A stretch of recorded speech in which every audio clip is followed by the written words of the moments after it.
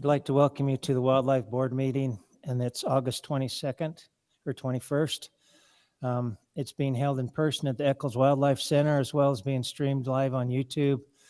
This public forum allows you to express your opinions and proposals on wildlife management in our state. Board also considers your ideas and opinions and feedback before making decisions on the proposals before us today.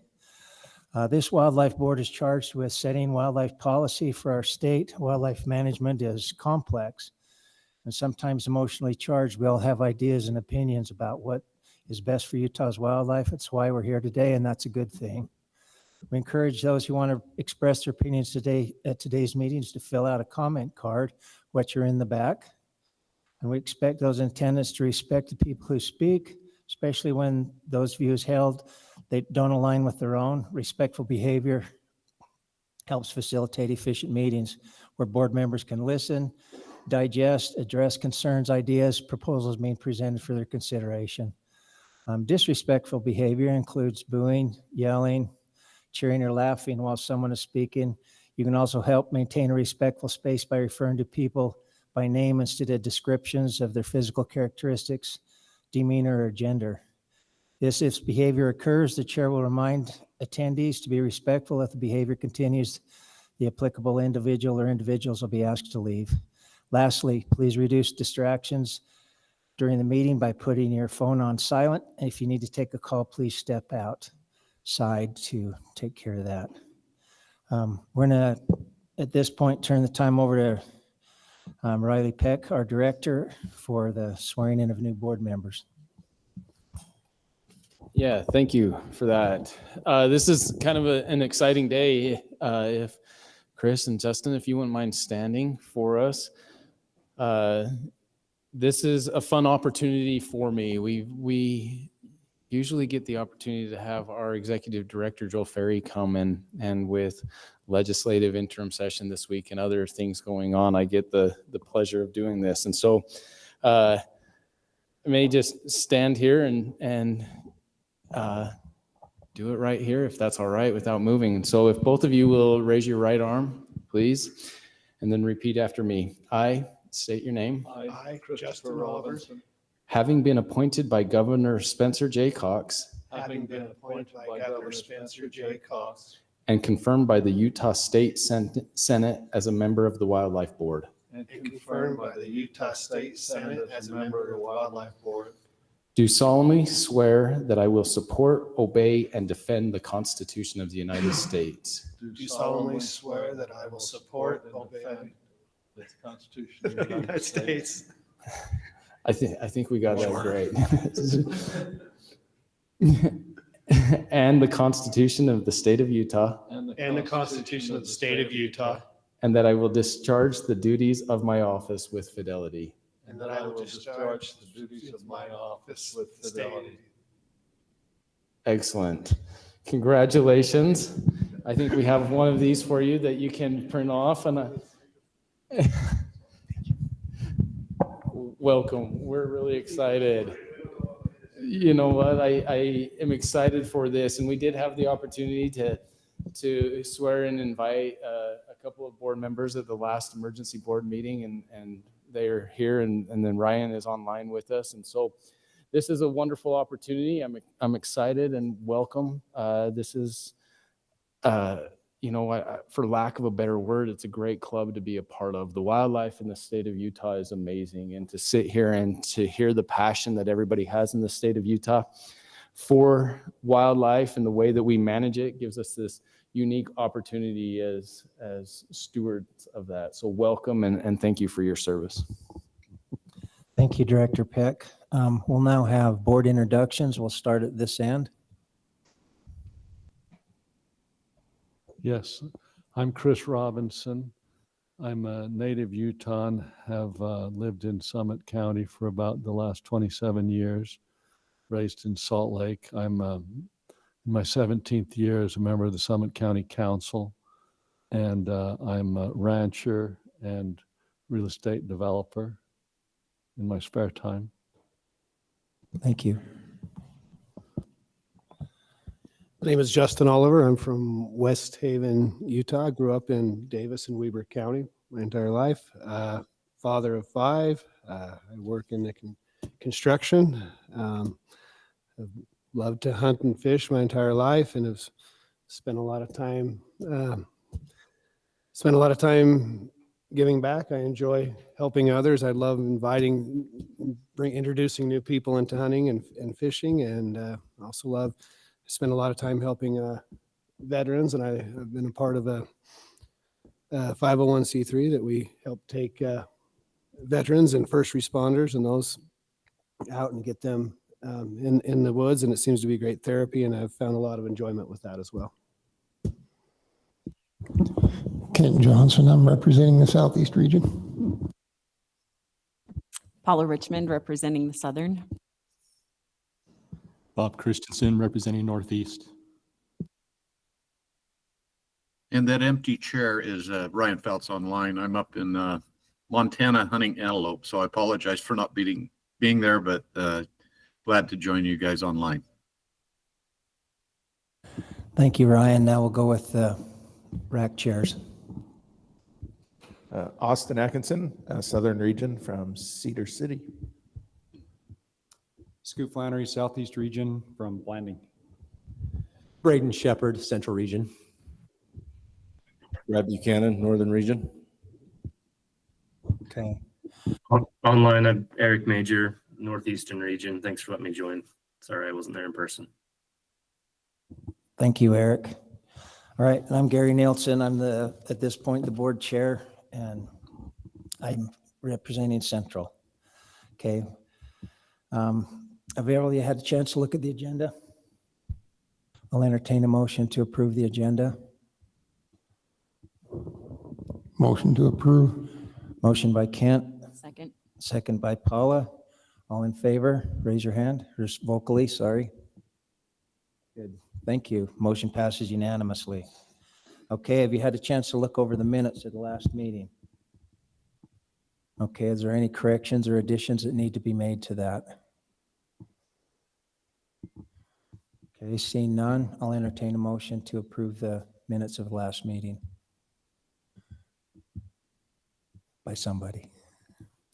I move that we approve the minutes. Thank you, Bob. Motion by Bob. Second by Justin. All in favor? Yeah, you need to speak it in so they get it recorded. Motion passes unanimously. Mr. Chair, do you want us to say aye or raise our hands? Well, it's easy when everybody says aye at the same time, it's hard to see if somebody didn't. So I'll have you raise your hand, but please say aye so it gets recorded. Thank you. All right. Ryan? Hi. Thank you. Thank you.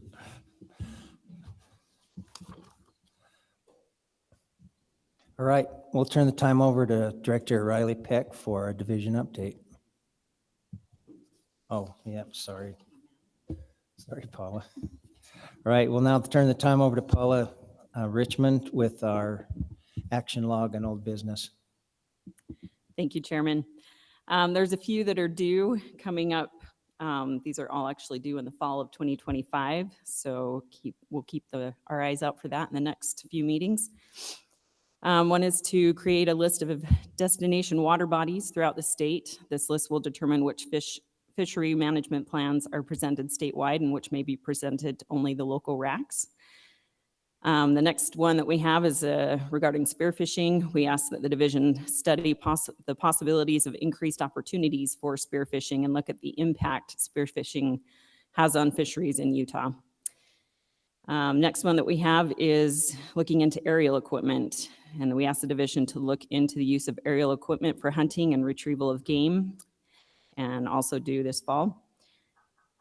Next one we have is that we ask the division to look at procedures of how to contact and notify hunters when hunt is available due to lone sheep or disease outbreaks. And I believe that's on our agenda today, correct? Next one. I knew I saw it coming up, so I know that's on an agenda coming up.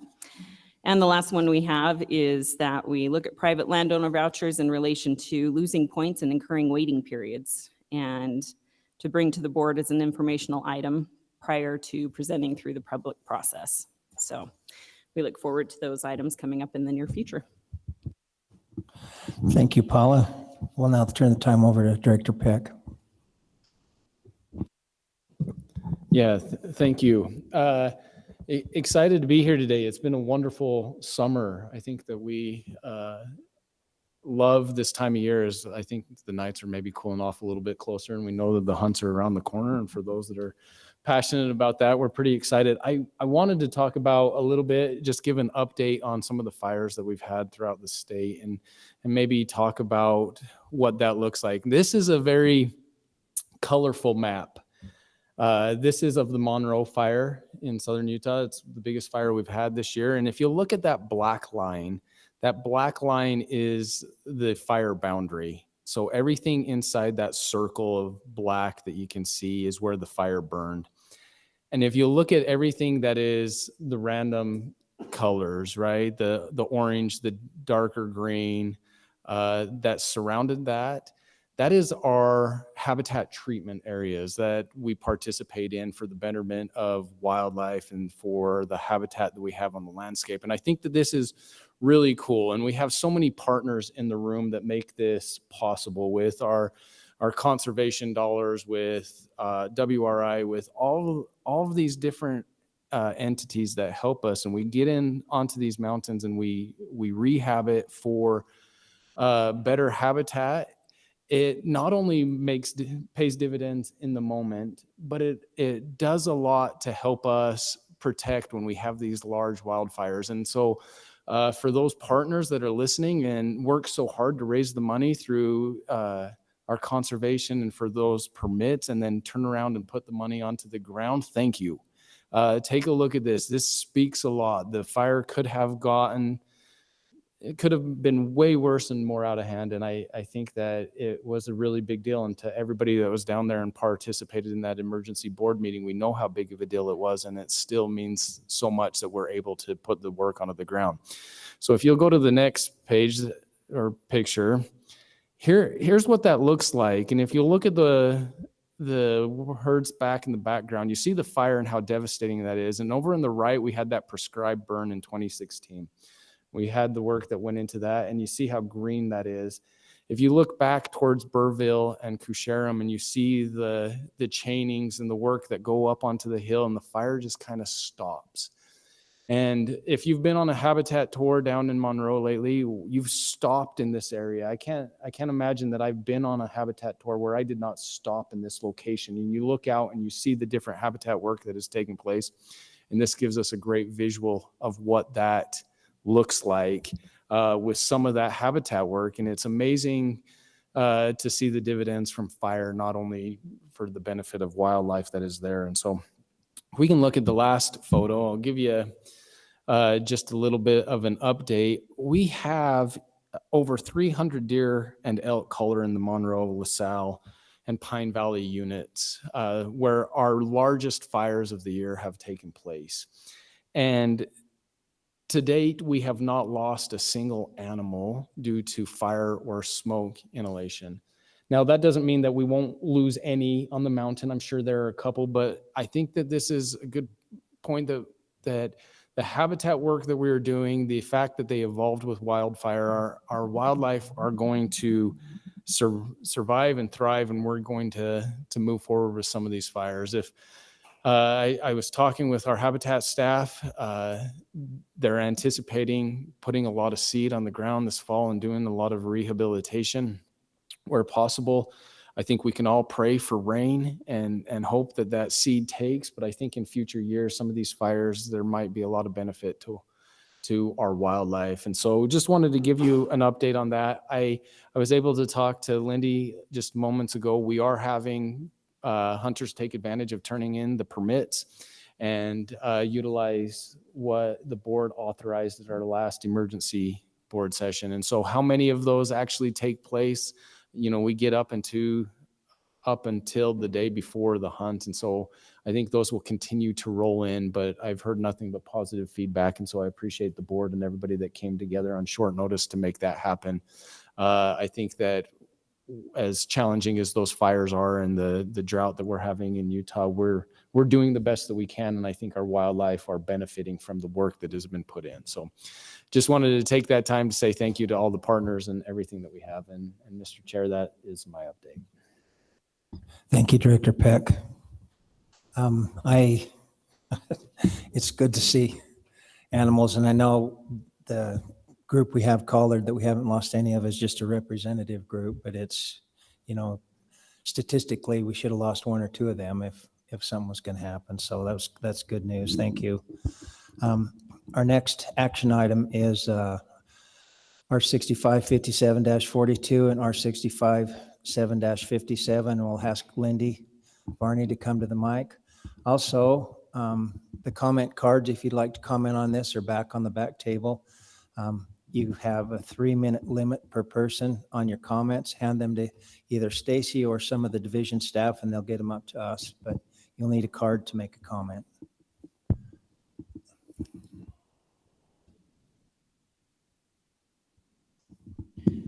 Good morning. Thanks for having me. Welcome, Lindy. Will you just kind of summarize, or is there anything that's changed a little or over the course of the RAC meetings? Or Yeah, so I can give you a brief summary of the recommendations. Just so everyone's aware that there's no new recommendations or changes from the original proposals. So with this item, so there are times where our draw results are released less than 30 days before the hunt actually starts. And that's mostly our bear spring hunts. And our current surrender rule allows us to reinstate the points -1 for the current year for those hunters that choose to surrender. However, they do not qualify for the refund -$25, as if those that do surrender when there's more than 30 days before their hunt starts. So we are recommending to align those rules so that they also qualify for the refund, so they're treated equally as of our other hunters. The next recommendation that we are putting out there is if you are surrendering a permit for a medical reason, currently right now, you have 90 days to submit that paperwork, not the permit, but the paperwork from the MDDORPA. And we are recommending to change that 90 days to 30 days. So then we can get those processed in a timely manner and take care of the eligibility and point issues on time instead of, extending it 3 months for that paperwork. Another thing that we are recommending is just adding refund language to our medical surrenders that align with our state code, just so then it's also there in rules so people can see it.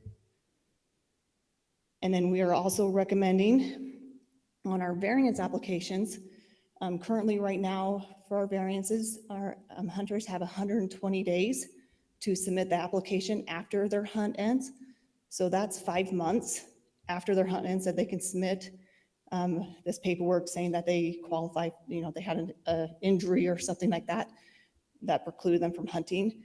We are asking to change that to 30 days after their hunt ends to submit that variance application. This is for this reason is that we're trying to take care of these on a timely manner. We've had a lot of eligibility issues come up when they're trying to apply, just because it does take time to process these, because we do research them. We make sure that they actually weren't hunting in the field. Law enforcement looks at them. So there's a lot more steps to a variance application than just a normal medical surrender. And we've also noticed that after that 30 days, there's just a lot more potential of abuse of the program. And so that's kind of why we picked that 30 days.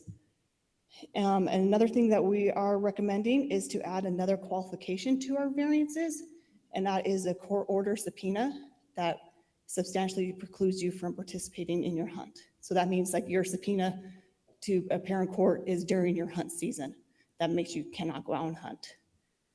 And then lastly, we are recommending to remove the COVID-19 qualification for a variance. We are past those times. That was 5 years ago. And our variance rule still takes care of those medical issues if that comes up. So we're just asking to remove that from those rules.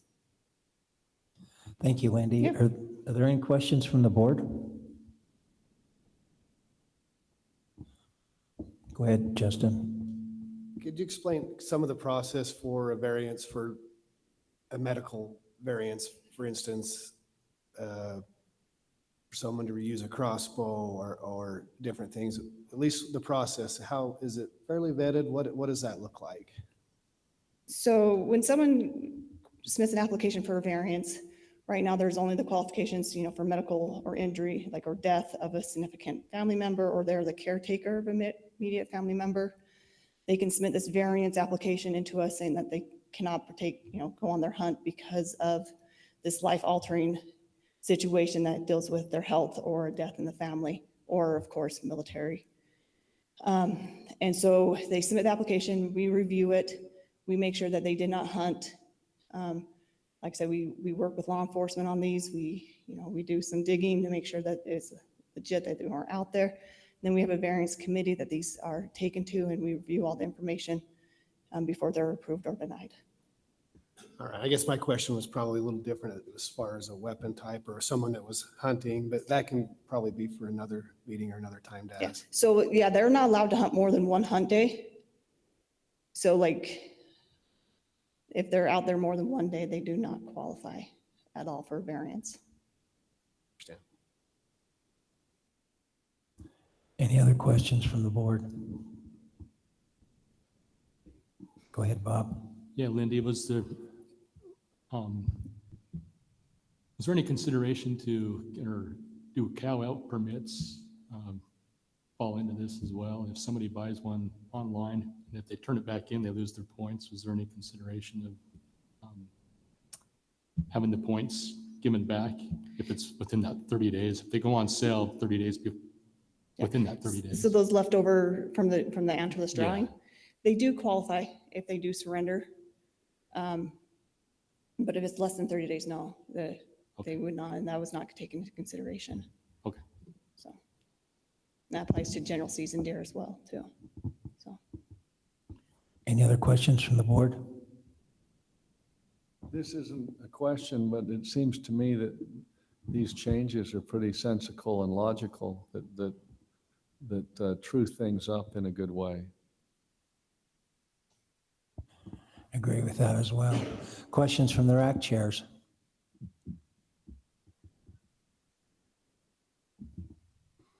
Okay, we'll have Director Peck summarize the electronic comments. Yeah, we didn't have a lot. There was actually only one, and the one comment strongly agreed with the division's recommendation, but didn't provide any specific detail. Thank you. All right, we'll go with the rack chairs. Report on your motions, the votes, and the discussions around it, please. In the southern region, we had just one motion to accept as presented, and that did pass unanimously. Okay.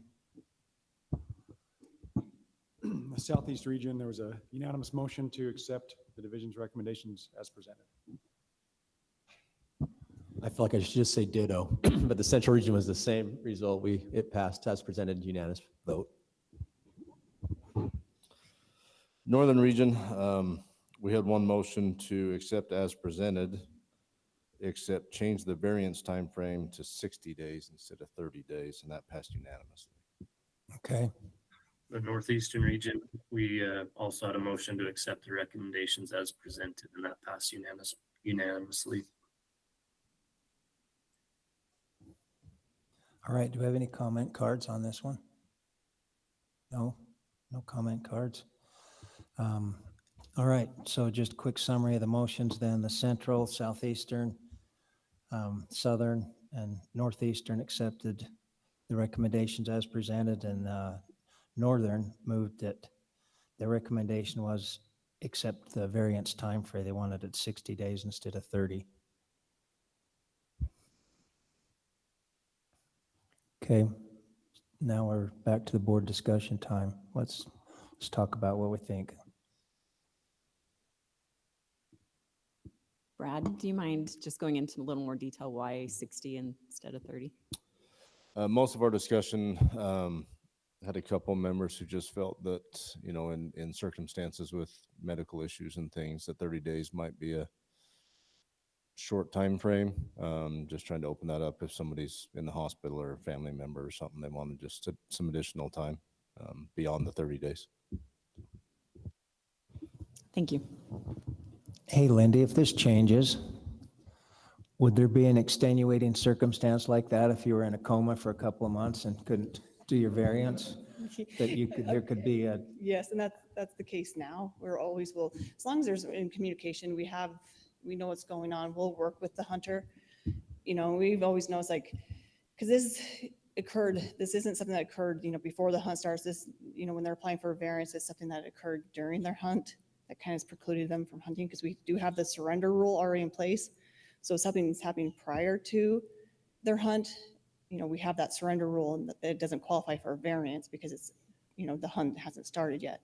A variance is for something that when the hunt starts and something happens, they break a leg on the hunt, or, a family member, they get a call that, their family member's in the ICU and they need to go home and take care of them. Those type of things is what a variance is for. And we're always working with them. And 9 out of 10 times, someone's calling us while they're in the hospital trying to figure out what's going on, because, the hunting matters to them. But we're always going to work with our hunters on that if something major comes up.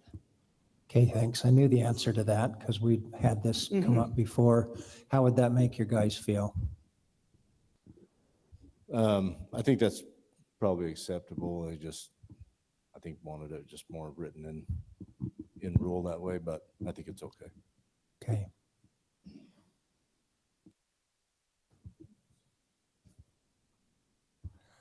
Right. I attended the Northern RAC meeting and heard the conversation, and when they brought up the 60 days, it did make sense, some of the things that they talked about. When you are going through something, dramatic or difficult, hunting may not be on the top of your mind or your permit, but later in that 30 days is up, it may come up. But I think the surrender, well, I think the Northern RAC would accept that, myself as well. I know in the past we've entertained variance requests and stuff, and they've, for a variety of reasons, if it's just a legitimate reason. But I like the idea of, like, okay, if this is going to happen, it happened during your hunt, don't wait months and months to deal with it. And because I think they get double thinking things and start getting creative. And so I think it's a good thing.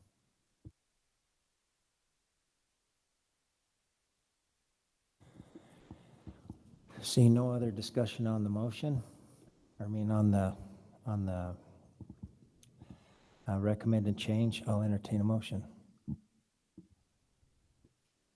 I'll make the motion that we accept the recommendation of the changes to R 657-42 and R 657-57 surrenders and variances, and we accept it as presented.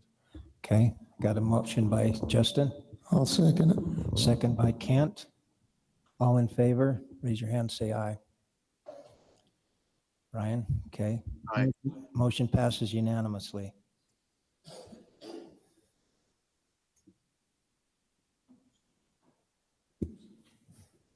Yeah. Yes.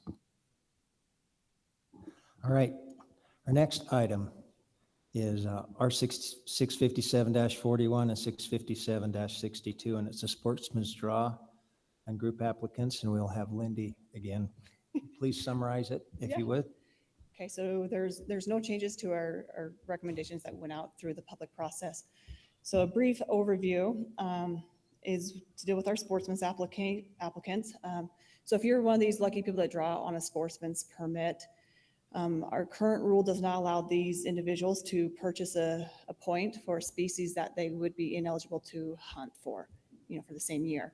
So for example, if you drew out on the bison sportsman's permit, by the time the big game application rolled around, 4 or 5 months later, you would be ineligible to apply for a point for a different once in a lifetime species. So you couldn't start getting a new point for another species or the current once in a lifetime species that you've been applying for the last 20 years. So what we are recommending is to allow these individuals that draw out in the sportsman's application to still apply for just a point for a species that they were currently ineligible to apply for. So then they could start, still stay up with their points and what they're purchasing, and to treat them equally like we do every other other special, interest permits that we do for conservation or CWMU permits, they can still purchase points. Also, another recommendation that we are making for our statewide tags, so this does include our sportsman and conservation statewide permits. In rule, these have a set date, and every 7 years, this start date falls on a Sunday, and we have to adjust those dates because in the state of Utah, we cannot hunt on we can't open a hunt on a Sunday. And so what we're recommending that is if the hunt opens up on August 1st, and if it's Sunday, we would instead open the hunt on August 2nd. If it opens up on September 1st and it's a Sunday, we would do August 31st. And then for our turkey that opens up on April 1st, we would start it on March 31st if that day is a Sunday. The reason why on the August 1st, we are pushing it forward instead of backward like the other two is because typically we don't like to start hunting in July. We have other rules like the trail cam and those kind of things that end on July 31st. And so we wanted to push it to August 2nd. So then everything else, and we just kind of never wanted to start hunting in July if we can avoid it as much as possible. Another clarifying thing that we added to our sportsman's rule is that you can only draw out for one species in the drawing. That's how it is currently. We just wanted to clarify it in the rule since we were taking it out. And then the last recommendation that we are making is that if you are applying in the big game application for one of the management buck deer hunts, you now can apply as a group. When these hunts were put in place, I thought it was like a decade ago, we weren't offering that many permits. And so allowing people to apply as a group just kind of didn't benefit those hunters. So we didn't feel like we wanted to do that. So then people weren't excluded from the drawing if there wasn't enough permits. But we now feel like there's enough permits offered in the management buck deer hunts. And so we were wanting to remove that caveat from those so then they can now apply as a group. Thank you, Lindy. Do you have any questions from the board? Questions from the rack chairs?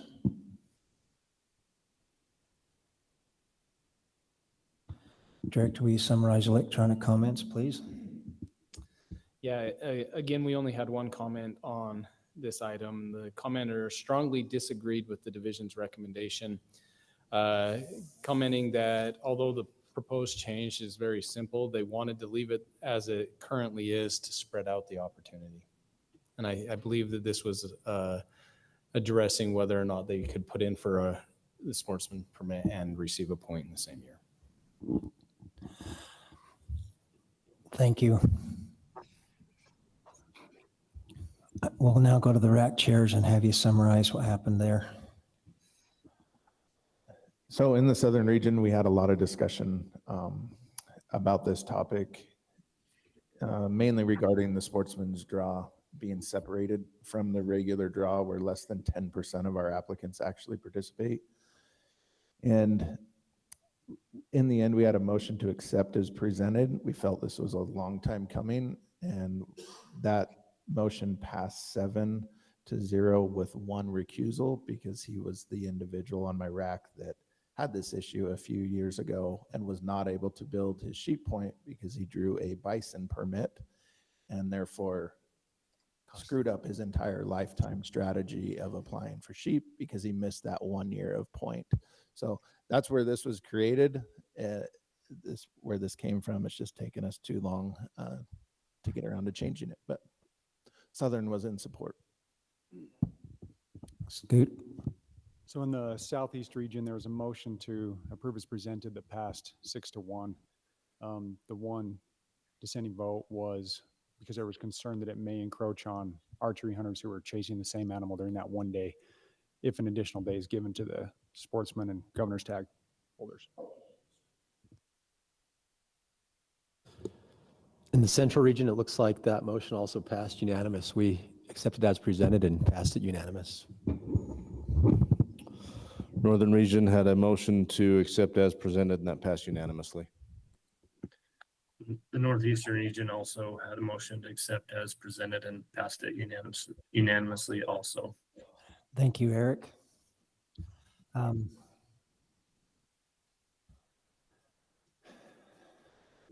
Are there any comment cards on this one? See none. All right.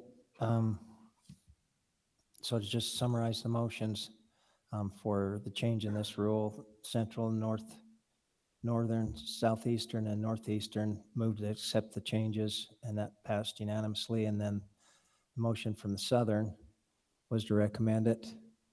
And that went 7-1 with one recusal. And I'm not sure why the fact that happened to him would cause him to recuse, but it does upset a strategy. And I've had a lot of people comment on this as well. They go, well, you have the lucky, can't use the other words, that got that tag on the Sportsman. They can't whine about not getting their others, but that's, if you've been in the game very long, it's a big deal. So I was glad to see this change come around. All right. I'll bring it back to the board for discussion. Mr. Chair, could I Yes. ask a clarification? Austin, and you mentioned this fellow that recused, that by accepting the bison tag, the Sportsman's tag, he couldn't apply, and you have to maintain continuous application or you are out of the game. That's why it's such a big deal. No, but there's a lot of people after those coveted specifically sheep tags. And so if you miss a year, it could cost you, put you back 10 years till you get max points. Okay, I understand. So it would seem like a non-issue unless you But were I actually think in it's a good change. I was just, Yeah. was going to be astounded if you missed a year of putting in and then you forever foreclosed from continuing to rack up additional points toward that hunt. But it sounds like I get it now. Thank you. Okay, thank you. Any other discussion? I'd just like to commend the division for bringing this up and cleaning this up. It's kind of like, I think it was Austin in the Southern region commented that, the Sportsman's draw is kind of like the stepchild. And nobody really pays attention to it, but it is an issue for a lot of people. It's not a lot. It's 300 or so people over the years since they had implemented the Sportsman's draw. And for those that it's an issue for, it's an issue. And it's real, and I commend the division for bringing this up. Any other comments? No, I think it's a good idea too. It's a pretty rare thing, but I think it's a great change. All right, we'll entertain a motion. I was just going to make a comment too on the group application that I think that's a great idea too. So that's something that came about last year in the rack, and it's kind of fun to see it here getting changed. And yeah, I hope to draw that someday. We'll see if I get lucky. Anything else? I know we first started doing the tags for those hunts. They're not cull hunts, but they're the management hunts. There was like 2 tags or 4 tags or 5, and so a group was not possible, but it is now. So I think that's a great change. I like these changes. All right, see no more discussion. I'll entertain a motion on this one. Yeah, I think the changes are good too, and I'll move that we accept the division's proposal for the changes as presented. Okay, motion by Bob, seconded by Chris. All in favor? Aye. Aye. Motion passes unanimously.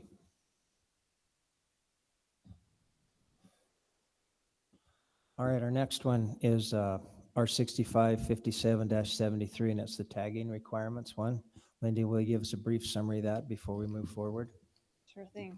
Okay, so this recommendation is actually creating a new rule, our tagging requirements. So what we've done is we've consolidated all of our tagging regulations between all the species and then added language to this rule to allow electronic tagging, or e-tagging as it's called as well. So under this new rule, our hunters will need to First, I guess I want to clarify, through the RAC process, there was some confusion, so I just want to start off to put this out there. This rule is not to stop people from using their physical tag. They'll still have the option of using the physical tag or e-tagging. It's not, we're going straight e-tagging. We're still allowing people to use a physical tag as well. So that was just some of the confusion out there. So under this new rule, if you decide to use a physical tag, you still must completely detach the tag from the permit, completely remove the appropriate notches to correspond with the date that the animal was taken, and attach that physical tag to the carcass so that the tag is securely fastened and visible. That has not changed. That's what was in all the other species rules for tagging. That did not alter at all. The one thing that did alter from the rule, that it's no longer required to have the tag remain with the largest portion of the meat until the animal is entirely consumed.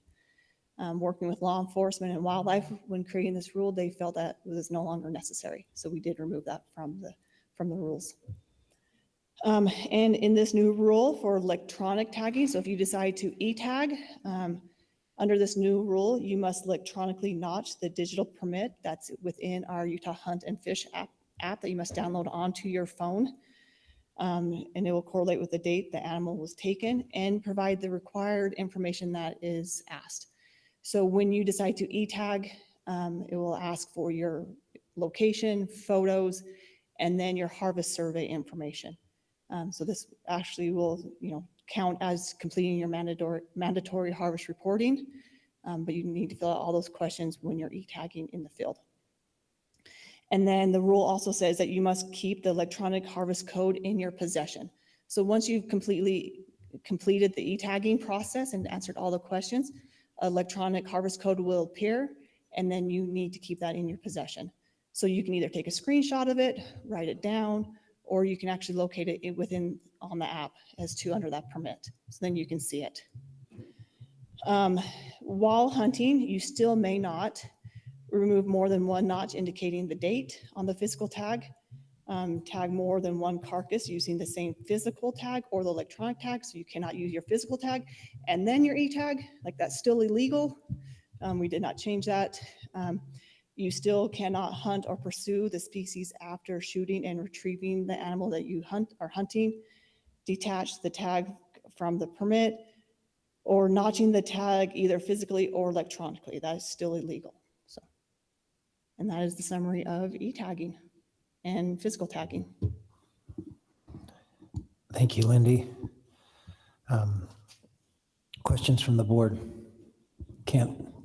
A couple of questions, Lindy.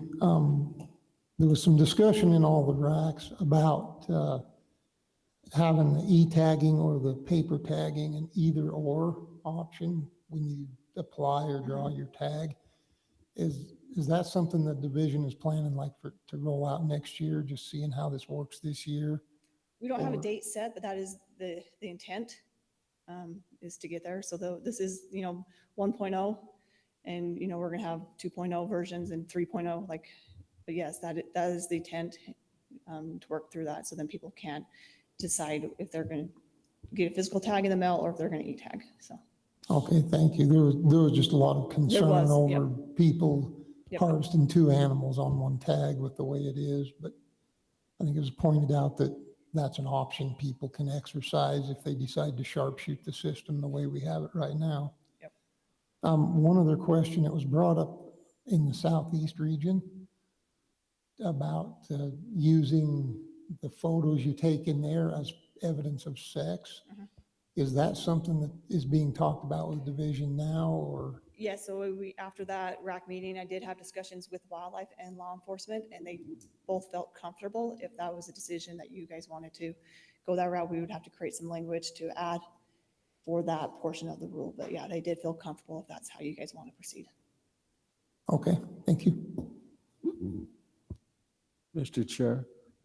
Go ahead. I had just a couple of questions. I noticed in quite a bit of commentary over the use of photographs that could be grammable, if that's such a word, that would then cause hunters to inadvertently reveal their favorite locales.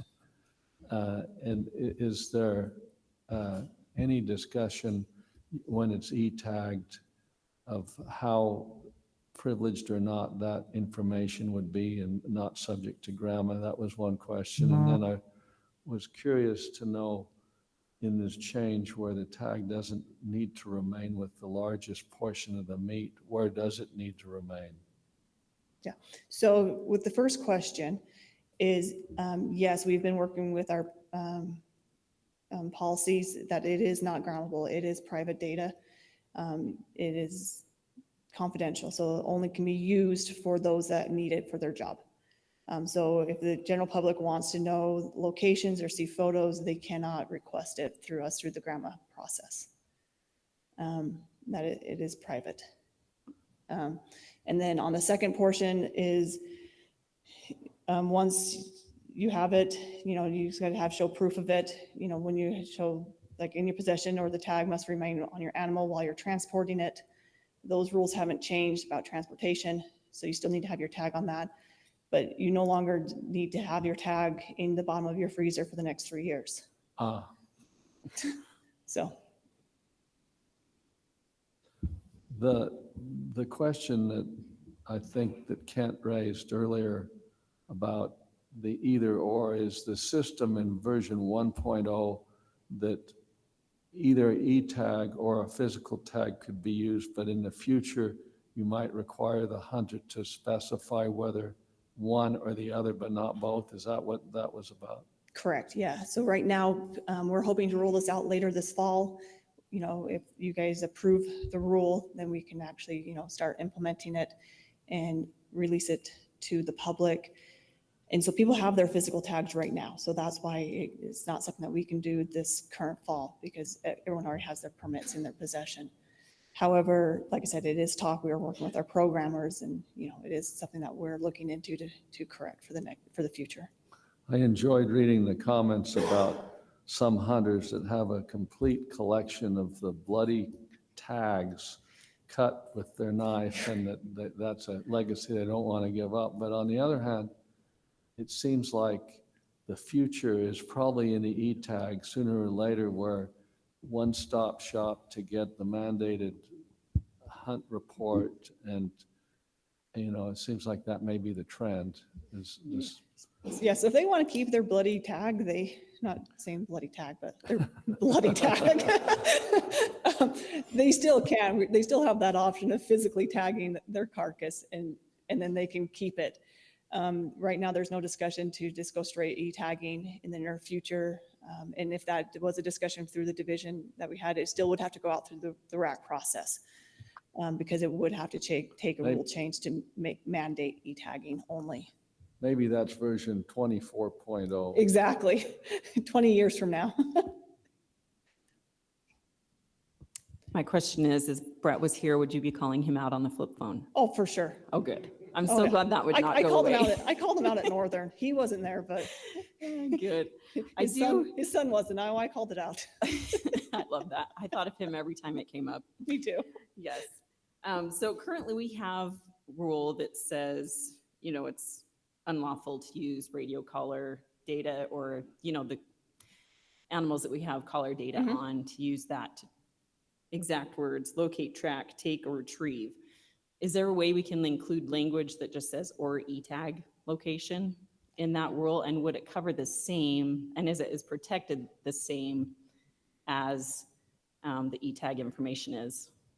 I don't know if e-collar is as protected as this e-tag location should be. Sorry, that I should have warned you of this question. My bad. No, you're good. I'd have to pull up the rule and look at the language. But like I said, that information is classified. No one can grandma it. No one can use it.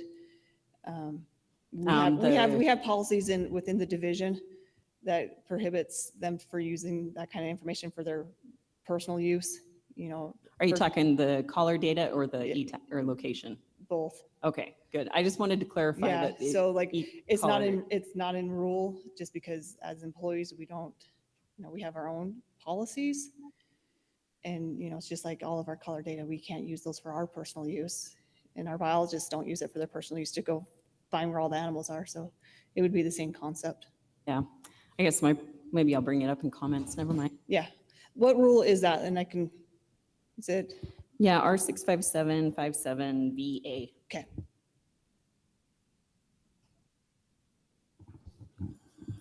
I know I heard a lot of discussion about having two sets of tags to use every season. And so I think the either or is probably a good idea. And I know you can't legislate integrity, can't make rules about it, but I also think we don't need to make it easier. You know, and I had talked to a game warden once, and we were talking about poaching, and he was talking about he didn't realize his job was literally just going to be a war on poachers. He thought he'd be doing some game stuff, and he talked about decoy deer getting Uzi'd and stuff like that, and he goes, it'll never stop until people start turning people in. Mm-hmm. And I go, really? You think that's the answer? And he goes, yeah. How many people do you know that killed more than one deer? And I recused myself from answering that question, but it's true. And but I say I like the either or just because it, you know, you can't legislate integrity, but you don't have to make being dishonest easier. So any other questions from the board? Questions from the racks? Austin. I do have a question. Lindy, originally when it started, it was 4 photos. Then it went to 3. Now you've mentioned the evidence of sex photo. Can you describe what the 3 required photos are at this time? Yeah, so as of right now, it would be the side, and the front.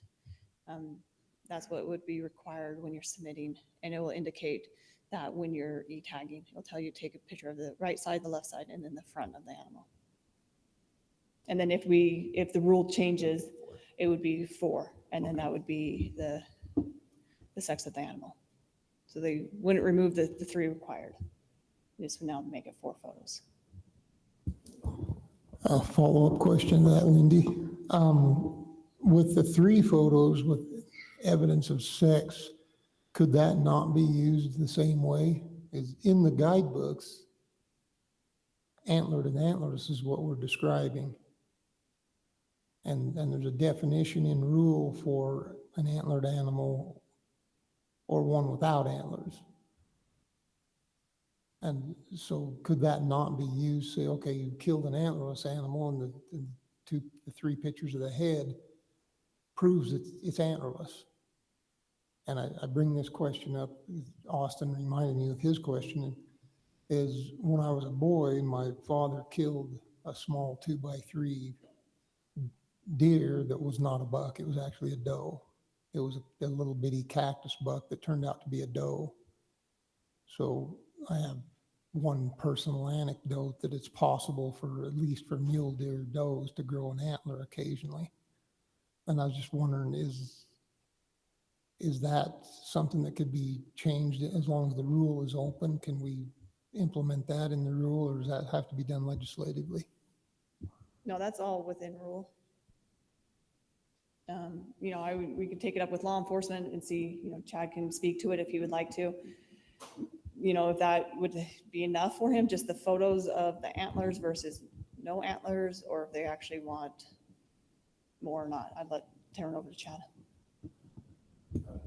With DNR law enforcement, as we've been thinking about this proof of sex photo, we're not opposed to it. The 4th photo, if it's just one added feature to verify. But initially, with the 3 photos in the side, in the front, and the side, we weren't opposed to that either. That would have fit with what we were looking for as well. So we're as I was talking to an officer this morning, he said the more the merrier on photos. It'll just it can benefit for sure. Okay. Just a follow-up question on that. So just for clarification, Chad, are you saying that you're good with the 4th photo evidence of sex, or are you saying that the 3 photos of the head would be all right as evidence of sex? It's my answer is we're good with either. So I mean, the 4th photo, absolutely. That just completely verifies the concern that was brought up by Kent, because there are times that does happen. However, I don't know if somebody's out there hunting an antlered buck, a buck deer, and they shoot an animal that happens to be a doe with antlers, it's not illegal. We're not going after them for doing that. So if that is, if the 3 photos, shows the head with the antlers and or non-antlers and stuff like that, that would suffice. If we want to add an additional verification on the proof of sex, that again, like I said, just increases the validity of the hunt. So.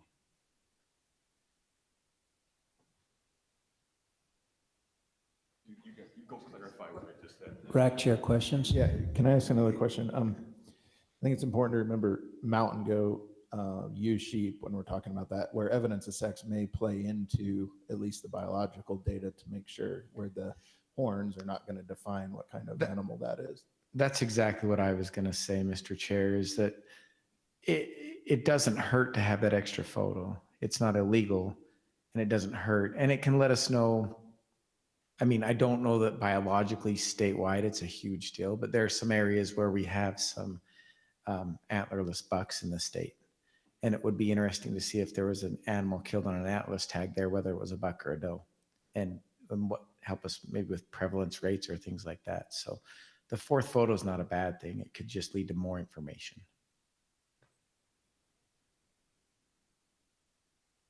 Gary, may I ask one more Yeah, quick question? sure. On the measurements, Lindy, because this is going to count as your harvest reporting as well. So if you're going to e-tag, should you always carry a tape measure to provide that data, or can you go back in later and update that data in the app? No, you need to carry your tape measure so you can submit that information. Okay. Yeah, because it is a required question, and so you would need to know the length, the width, all that information. So yeah, if you plan on e-tagging, just throw that little paper tape in your backpack. Any other questions from the rack chairs? Eric? No? Actually, I would. I was just thinking, if I'm alone and kill a moose someday, how am I gonna flip it over? But I'm guessing like it's more of the angle, right? Not like a full. Some of those animals are difficult to get over, or just the situation you might be in if you're solo. That's a good question, because a really big one, you couldn't turn it over by yourself.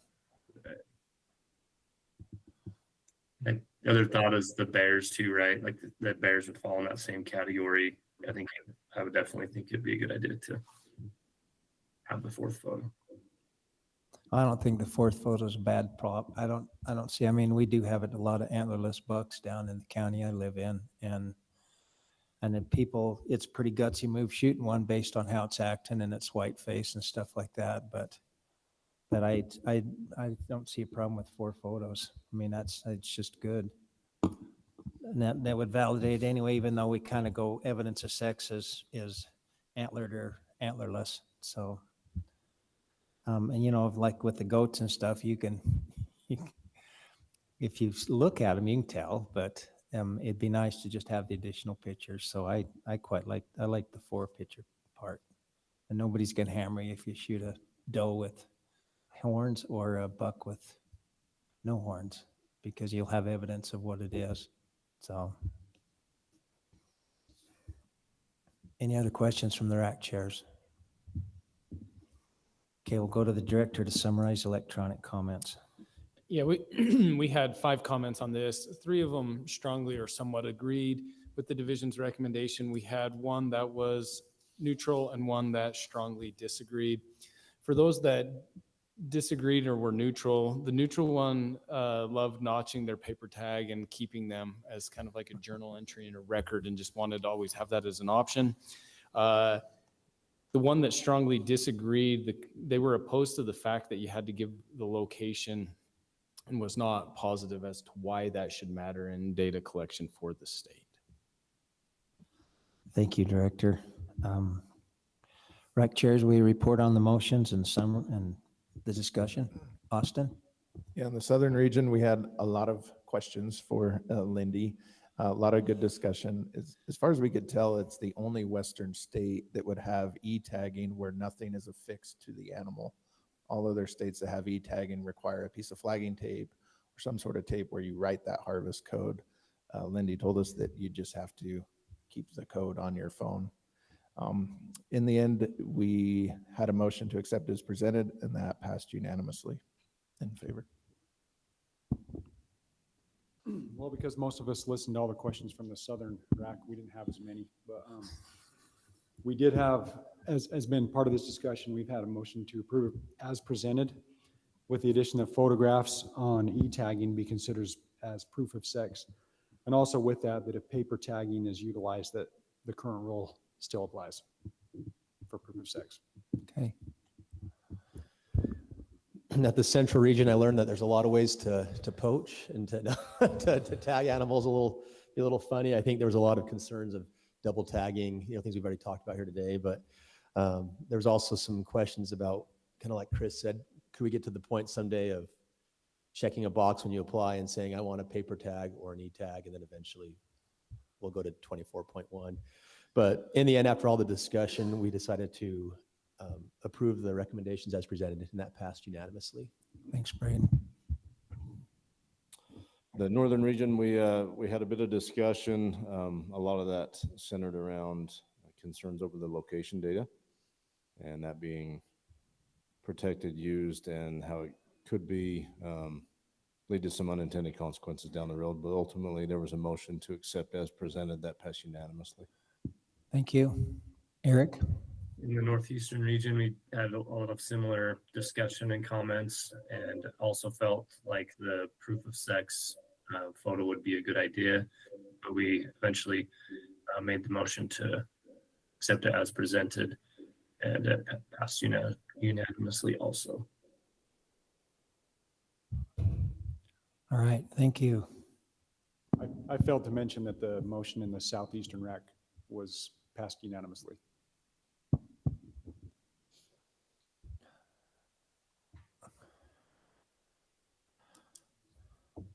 Yeah, with the rule still applies with paper tags. That was the addition, right? You added the addition that the rule still applies if all the regular rules apply if you're using your paper tag. Correct, yeah. Okay, thank you. All right, I'll now summarize the motions.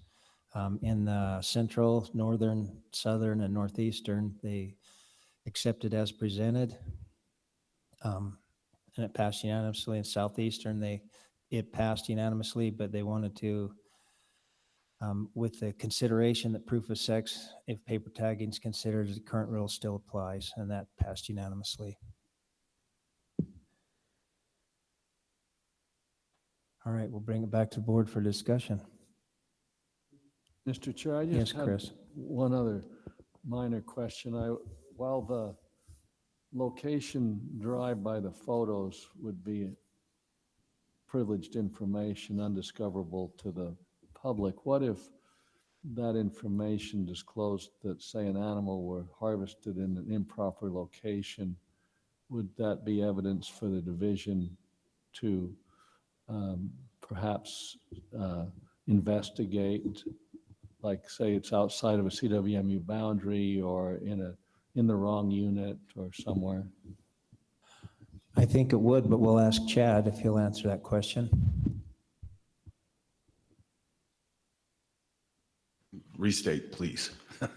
Well, if these photographs have a Latin long, you can identify where they were taken. If a hunter used an e-tag, presented the location and the 4 photos, and that were used as evidence to show that they had harvested illegally in, like, outside the unit or outside the legal boundary, would that be something the division might look at in order to assure, to enforce proper boundary harvest? We would, I mean, that information is still private, so we would need. No, it's private, but it would be, but the division would have it. It's a good question. I think just right off the cuff, just thinking about it, I think we'd have to have enough evidence to gain a warrant to collect that information. Just like an individual's cell phone or anything like that. We would have to go through an investigative process, get a warrant signed off by a judge to collect the additional information to verify where it was. I don't think we would just randomly go through the e-tagging process to make sure people were where they should be. I'm not I'm in favor of obeying the law. I was just thinking that if I were in your shoes and I had lots of e-tag data, I may want to plot it on a map and say, look at where harvest was. And then I may say, oh my gosh, here's some outliers. Yeah. And then I might say, well, what should I do with that? And because I think it would be interesting data as if I were in the division's shoes to try to see spatially where harvest is occurring.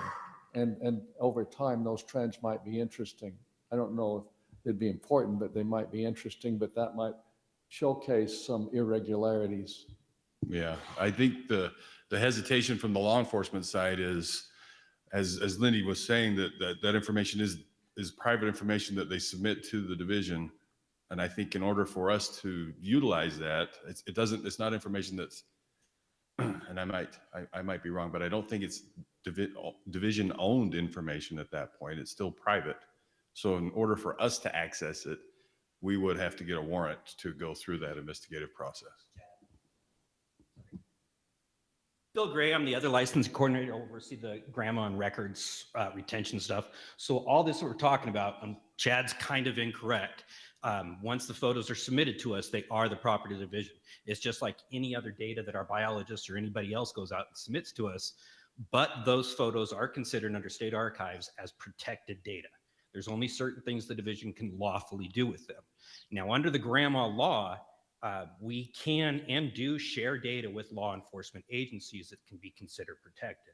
So now Chad's saying that his people aren't going to ask for that data and start pouring through it.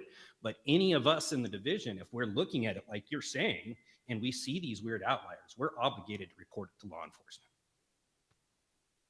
Cool. Just to finish that thought, I'm not opposed to that because I think there should be consequences if we don't follow the rules. But I think it may disclose occasionally some irregularities. Yeah, and I think probably logically, if a regularity pops up, then that'll give them probable cause to look a little deeper into it, and then the location had become a big deal. But I agree with your theory. I guess part of my thought going through this is a lot of discussion came about the people not liking the location being tracked and having that information out there somewhere, even though it is protected data. So I just was thinking back to our, the rule that we put through where any caller radio data we made, that's not allowed and it would be against rules. So I just wondered if they could include the e-tag location in that same rule, kind of simplify it a little bit and have one more layer of protection, I guess, for people in our rules. So I did just speak with Kobe about that. And actually the way it's written would still, because it's the GPS location that we retrieve on the photos and location. So that actually is covered. So we are good there. Perfect. So, And it's not to do anything new. Yep. It's kind of a moot point to put it in rule because it's already in statute through state archives. That is protected. So whatever we put in rule is just kind of supplementary to that. If state archives changes it, we would have to change our rule. We're subject to them in these situations. Okay, thank you. I like that. But I should say they're not going to change a rule without DWR's recommendation. They're not just looking for stuff to change. They won't change anything until I come to them and say, we need to change this. Thank you. I have a comment or a suggestion. I think that after listening to all the racks and all of the discussion, the privacy was a major concern. And I think perhaps an explanation of the process, what it may take and how their private information is being held private, it may encourage more people to use the e-tag process if they understand it more. So I think having a clear and explanation and available to the public to know how that's being protected may encourage and help. No, and we agree. As soon as this like gets approved and we, start rolling out, we do have an e-tagging webpage where we can go into great length and direct our hunters to go to there and research and look into all that stuff. So we can educate them more about the process. Any other comments? I just had Yeah, one more question, quick yeah. one. Lindy kind of jogged my mind on how many states have e-tags now? I was going to say the majority of them do. I don't have the exact number of how many states. I know there was The a lot of western failures. states. The western states, yeah, most of them do. Do they require photos that would have GPS locations embedded in the file? Some do, some don't. Have there, in those that do, has there been any big unintended consequences? Not that it's been brought to our knowledge, no. Thank you. I was just going to finish my comment. Just half of it was the location, but I also really like the proof of sex part of it too. So I think that just makes sense, makes it easier, and to not have to track or pack that proof of sex is wonderful. So I'm in favor of that part of it. Yeah, I think I'll ditto that. I think the fourth photo with the proof of sex, I think is a good idea. It's make it more convenient in the field if you're quartering an animal up or boning it out. Anyway, I think it'd make it easier on the hunter, and I think if it works for law enforcement, I think it'd be a good idea. I think the e-tagging is a good thing to try. I also think that the either or, I think would be definitely a good way to go. And I also wondered if maybe, since everybody's got a paper tag this year, that maybe postpone it until next year might be a good idea. But that way people can pick or choose. But I'm not opposed to for it going this year either. When you guys, if it's approved, wouldn't be opposed to that being implemented this fall either. So. But overall, I think it's a good idea. Any other comments or?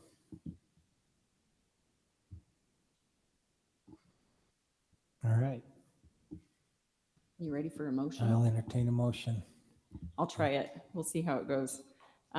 Motion to approve R657-73 with the addition of the fourth photo as proof of sex for e-tagging. Got a motion by Paula. Do I have a second? I'll second that. Seconded by Bob. The motion is to approve it other than the wanting an evidence of sex photo along with it. That cover it? Correct. Any discussion on the motion? All right, we'll vote. All in favor, say aye and raise your hand, please. Aye. Aye. Okay, the motion passes unanimously. Thank you. Thank you, Lindy. All right, we'll now have Darren come up. He's going to talk to us about CWMU and additional cow permits. And this one was not presented in the rack, so we'll have him make his presentation to us, please.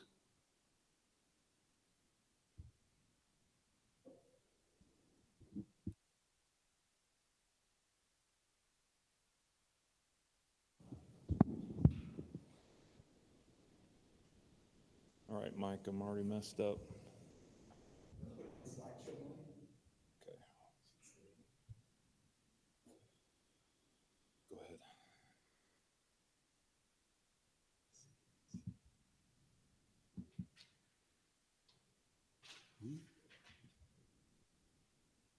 We need to, I can just do it from there.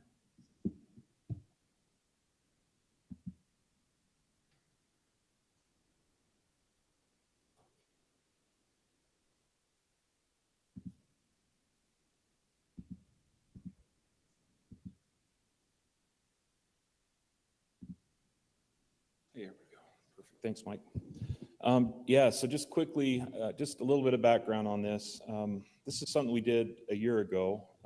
With the passage of the new CWMU rule, we added a section about units that have been consistently over objective for elk populations over the last 3 years. So if they're 10% or over, and in fact, I think it's this next slide. The board last year approved some tools that the division could use for units that fall into those categories. So again, over 3 years, they've been at least 10% over objective. And the tools would include authorizing second antlerless elk permits for hunters with antlerless or antlered or antlerless permits, calling a depredation hunt, issuing private vouchers that are not for profit, adding an emergency hunt at the end of the year. This would be like a February hunt in the rule. That's how the rule describes it. So the CWMUs could go in after the public hunters have finished their cow elk hunts. Setting a harvest objective for the unit, or for the CWMU, so that they have kind of a minimum harvest they need to meet, or requiring a unit-wide plan be presented for the CWMU advisory committee. So these are the things that passed in rule. Last year, so we passed this. Chad came to this meeting last year and asked for some additional cow elk permits. I'm going to do the same thing, but I just wanted to point out that all these things are currently in the rule that the board passed. But there was some confusion. I rewatched the meetings and there was some confusion about how this process works. So I wanted to introduce what we're recommending for this year and then maybe have a short discussion or make a recommendation about how to proceed from here. So just the units we're talking about today are the Morgan Southridge and Chalk Creek units. You can see in this slide what the current objective is for those units for elk and what the current the last 3-year population objective estimates are and how far they're over objective. So what we're recommending doing is for these following CWMUs, allowing their hunters to purchase an additional antlerless elk permit. So whether this would be public hunters, private hunters, bull or antlered and antlerless, so they could all have the option to purchase an additional cow permit. This is what we did last year.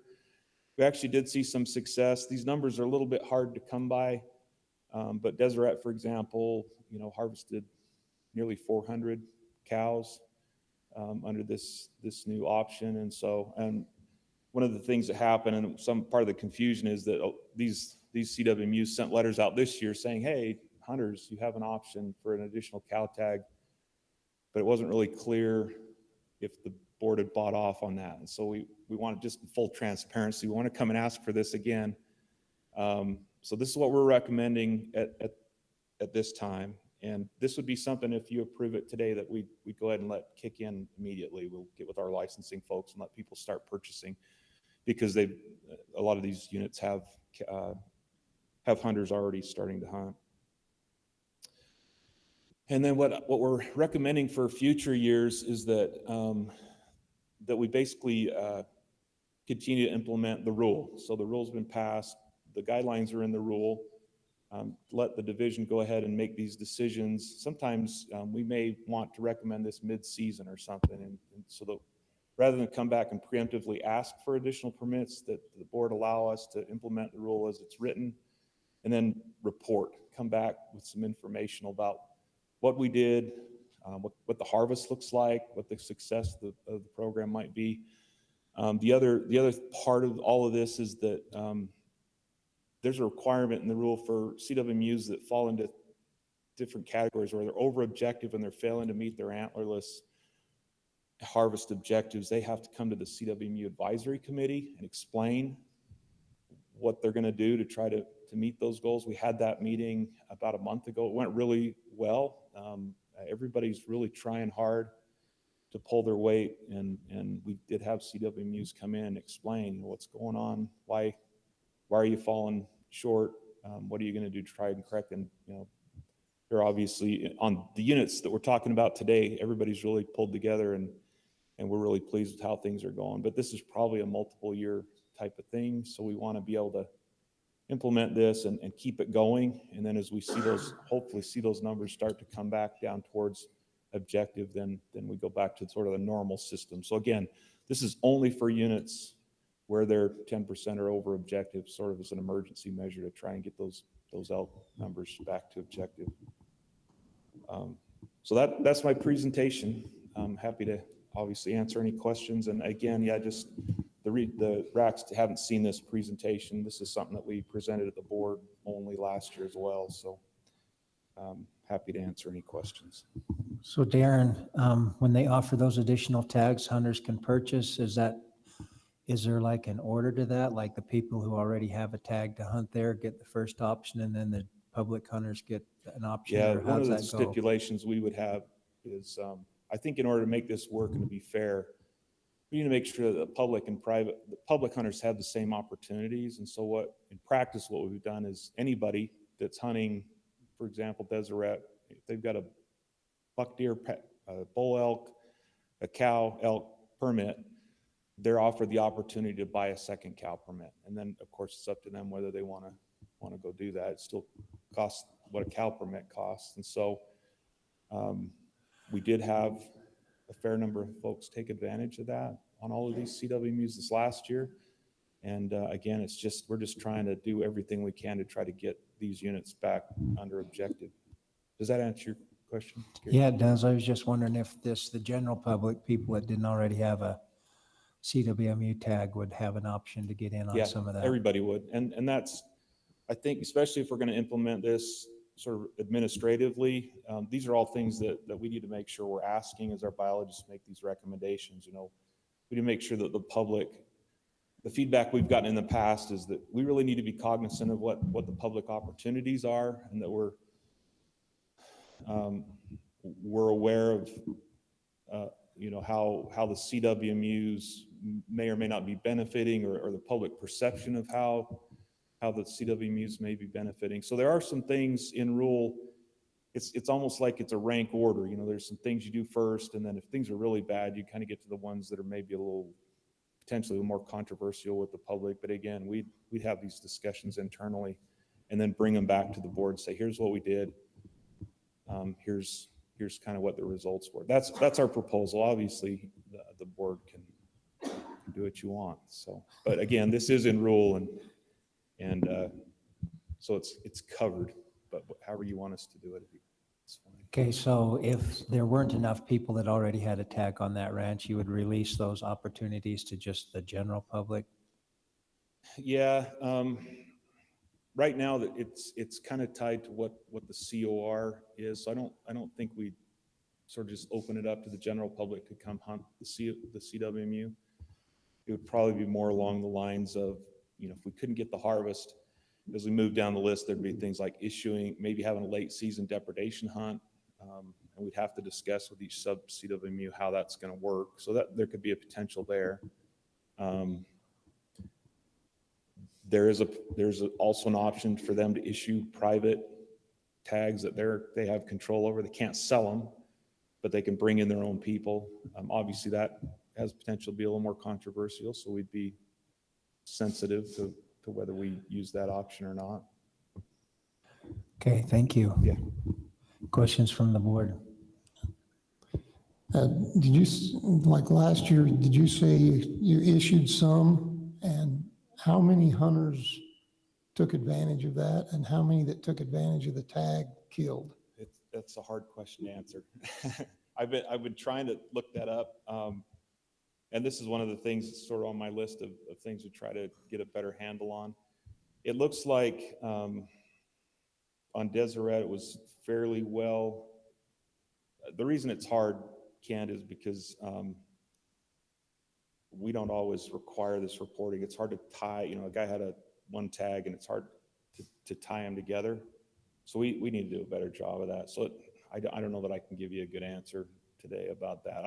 I can tell you what the overall harvest was compared to past years, and that we really did see an uptick. So, and we do know that some folks bought those second permits, but I'll commit to make sure that those numbers are a little more clear to the best of our ability as we come back and report on this moving forward. Darren, how are these, we're kind of late in the game right now, so many of these people purchase permits. Are they going to be notified? Yeah. And are we, is the division notifying them? Or are we counting on operators to notify them? How is that going to take place? In this case, the operators have actually already sent letters. And one of the reasons this came to our attention is that people started showing up at our offices wanting to purchase these permits. And we were like, well, we don't have these. So we kind of did I went back through the meetings to see what we committed to. And there was some talk about, we'll come in the spring if we need some, and that didn't happen. And so that's another reason why I'm hoping that the board will support us, just letting us kind of get ahead of this and make sure that we're doing this in a timely manner. We did have some folks who were a little upset when they showed up to buy a permit. We said, well, you can't yet. So I see one more potential problem. Yeah. September 1st, your price nearly doubles. It goes from exactly, yeah, almost doubles, and now they've got a few days to figure this out. So I think there should be some phone calls going out. Not the majority, but many of the CWMU tags are sold to non-residents, and I'm sure there will be I'll discuss with licensing how we potential. could try and get that information. I guess some people are kind of online. We've told them, well, we're going to submit this to the board today, and if the board approves it, then you can get your permit. So some of that stuff's in the pipeline, but we can certainly reach out to the others. So I had the opportunity to be on that rules committee, and Brad was on there with me as well. And I believe that our intent was that if it fell into the parameters that we set, that it wasn't going to be necessary to come through here. But I might be wrong, but we said that, if we're over objective and we meet this criteria, then yes, That we was offer those I permits. facilitated that too. That was my understanding at the time as well. And I think, and talking to Chad, that was kind of his understanding last year. And that's, I think, why we missed the spring recommendation. We were kind of thinking like, okay, we're on, but we felt like there was enough confusion in the process that we at least needed to come back right today and ask again, and then again, recommend that we just start following the rule from here forward and make sure the board's aware of what's going on. Chris. Thank you, Mr. Chair. This is probably the only area where I have a fair degree of experience. I need to disclose that I'm the president of the Ensign Ranches CWMU, and the most hunting I do is taking friends cow elk hunting in the late season.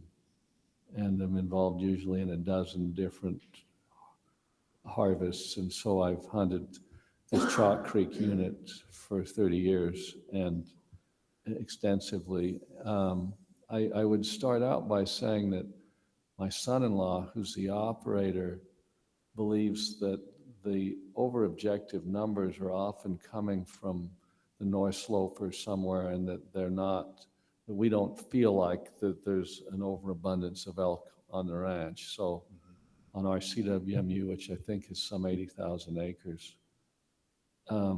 So I'd say that I'm trying to think through the mentality of harvesting 2 cow elk, one individual, and it's a meat hunt, and maybe they just give it to their friends, I guess. I mean, that's a lot of elk for one family to consume. Maybe not if you eat 3 squares a day. It's probably go through it pretty quickly. But so I was trying to figure out whether, just in our case, whether I'd be recruiting friends to go with the shooter that has the tag. Do you have any insight into how that works? And yeah, I think all of those things, Chris, will enter in. It's really just an opportunity for an individual that has a permit to hunt the CWMU, in this case, to purchase a second cow, and so their motivations might vary. I don't know that I have any anecdotal things to relate about the motivations of people this year, but just that some people definitely did, and we have people with interest this year that want to come in. So again, I think you're right, and the reason that we, as a committee, as a rule committee, did this is because we talked about antlerless harvest almost. That became kind of the thing that we talked about on the CWMU rule revision. And we're just trying to find ways on these over objective units that we could get more permits out there. And one of the concerns that the CWMU's had is that, you know, if we just keep raising and raising and raising tags for individuals, just more and more people that they have to accommodate. And a lot of these, they're doing a 90-10 split. So, you know, all of these are public hunters. And, you know, so the two sides where the CWMU's had concerns about just the volume of hunters that they would have to accommodate. And the other side of the committee was, this is our public opportunity on a lot of these CWMUs. You know, we get maybe one antler tag, but the cow opportunity is the real public opportunity. And so we tried to strike a balance and offer, you know, if you're a public hunter, you draw a cow tag on a unit that's significantly over objective that maybe you can take two, and that's a way for us to get 2 cows off that unit and offer the public an opportunity to take 2. But again, they got to buy it. So there's, you know. Well, I'm sensitive to the notion of, you could say, well, let's just double the numbers, and then that makes a lot more people to deal with for these CWMU operators. So I think there's some wisdom in the way you're doing it, but I'm wondering, I know most of these units are CWMUs because they're large tracts of private land, but is there another strategy too, if you want more cow harvest, to allow more general tags to be taken that would be harvested off non-CWMU lands, be they private or public? Yeah, I mean, this is all one of the reasons that I really strongly recommend letting our biologists kind of make this call, is because they know their units. And again, you know, some of these units, as you mentioned, they're virtually all private. And I think the Morgan South, well, I'm trying to think when I'm still wrapping my head around all these maps, but they're almost all CWMUs. And so the potential for public land harvest or harvest off of the CWMUs is low. But there are other units that fall into this category where there still is a significant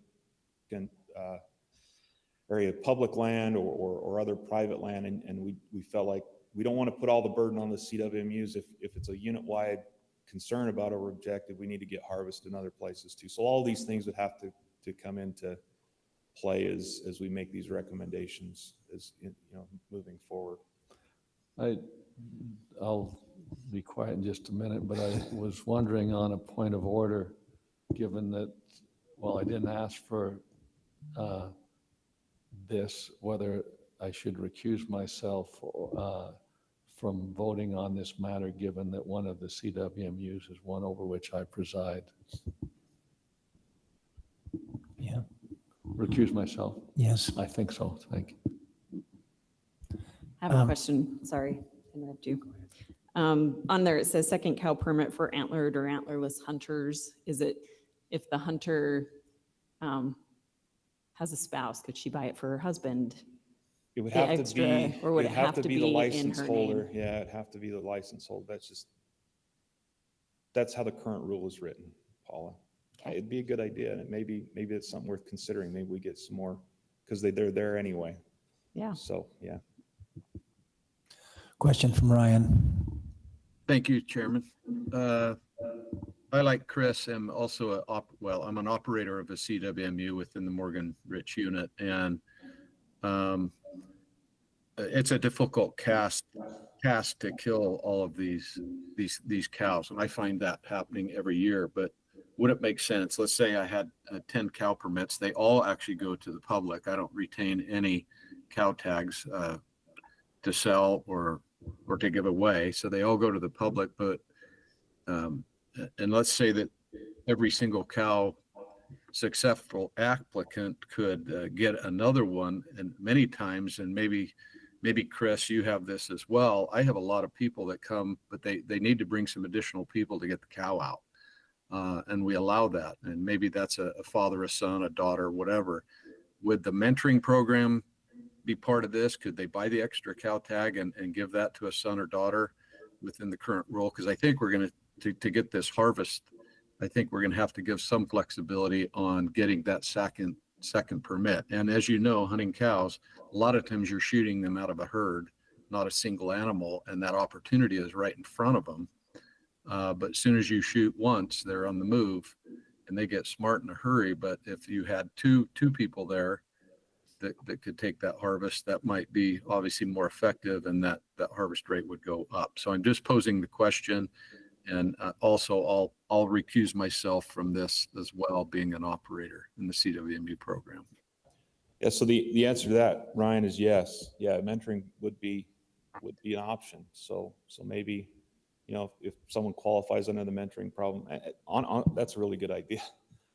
You know, our objective, we need to get these populations to objective, and so the more efficiently we can take these cows, the better. So I'll take your feedback. I like both of those ideas, but currently, yeah, mentoring, yeah, they could do it. Okay, thank you. Thanks, Ryan. I think that's a good comment. I know when we were having population problems on the Wasatch and we did the 2 permit option, just because you didn't want more hunters, because if you bug them much, they go somewhere else, and the somewhere else was always on the private, and it works both ways.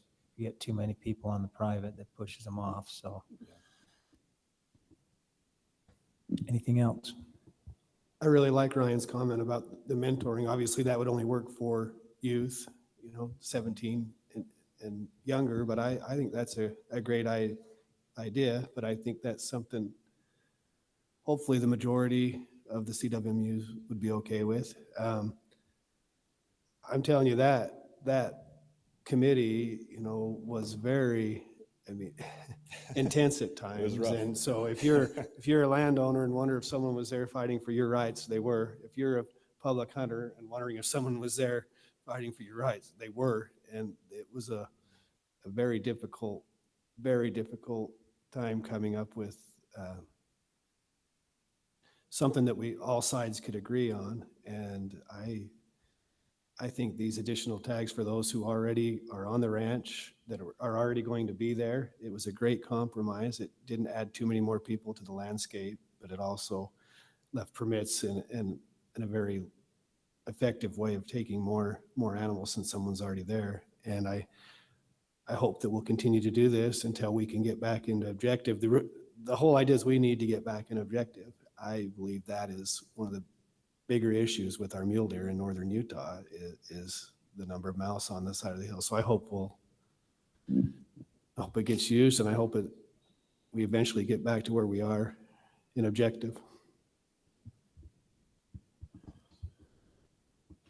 Anything else from Lord Rack Chairs? Do you have any questions for Darren? I have a few since this didn't come through the rack. So total harvest on, you don't have it broken out, but you said it was up for last year. How much was it up on these 2 units? Let me look really quick. Like I said, I tried to pull something together that made sense, and I do have some numbers, but it's not by unit. Some of the stuff we presented for the advisory committee to kind of show how things are going, I do have those. So let me see. So for Chalk Creek,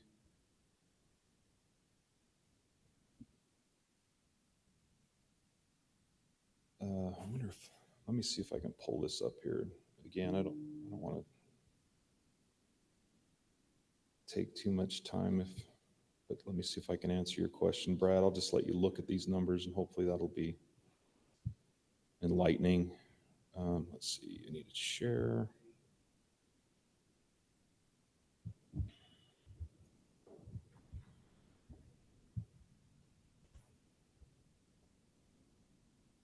Okay. So without getting too far in the weeds on this, hold on. There are like 3 different categories. There, you know, if they're on a unit that's over objective, but they're kind of, they needed to just come in. There's some other things, you know, if they're harvesting more cows and bulls, that was another reason they might have to come and explain. So there's a few numbers here. So this is the first year of the new system. And this is for the Chalk Creek unit. So in that first, you can see how many cows they harvested last year. And then the number in parens under that cow harvest is sort of their 3-year minimum. So over 3 years, they need to be tracking towards that. Bull harvest is just to kind of see how it compares. And then the previous COR harvest is kind of where they've been during the previous COR and as far as what they were harvesting. So I'll let you digest that. And if you've got any questions on that, and I can scroll back and get some of these other units too. I think, let's see. Yeah. Let me get to, there's East Canyon. I want to find Morgan South. And I think there's a second slide for this, but here's where you see Deseret. There's that, 373 in 1 year. It's pretty.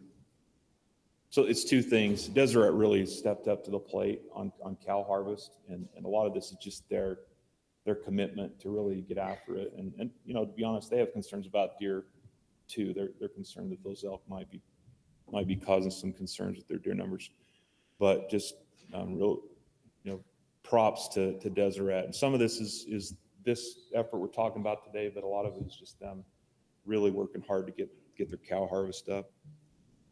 And then these would be the other units on that. We're not asking for additional. Hey, Darren, tags on go all back of to these. Deseret. I just need to make a comment here. The number is 666. Come on, Darren. Is that really the number we it's came Deseret, with? so I don't know, Darren.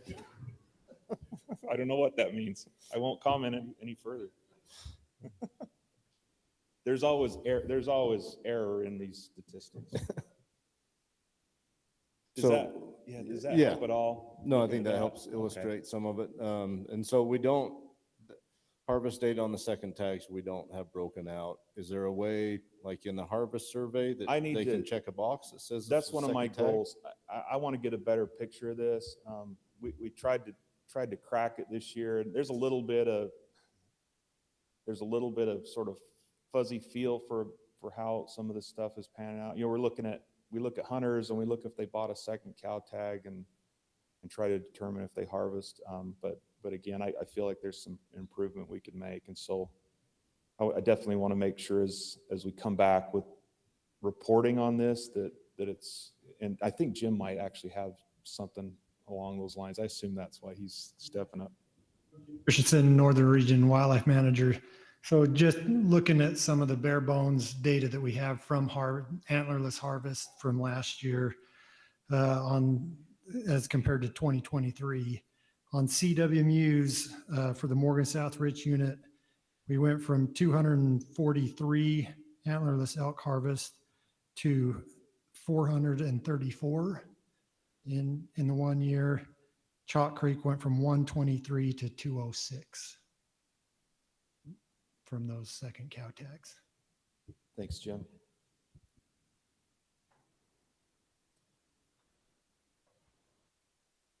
Eric, you got anything you want to ask him? No, I think I was wondering the same thing on the just the mentoring, and I would assume that would work with a parent. Like if a parent was getting a second tag, he or she would be able to mentor that to their youth or a youth. In the mentor role, wouldn't that already apply in that situation? Yeah, they could do that. They can do that now, and I don't know that we even considered it as part of the committee, but that's a really good idea.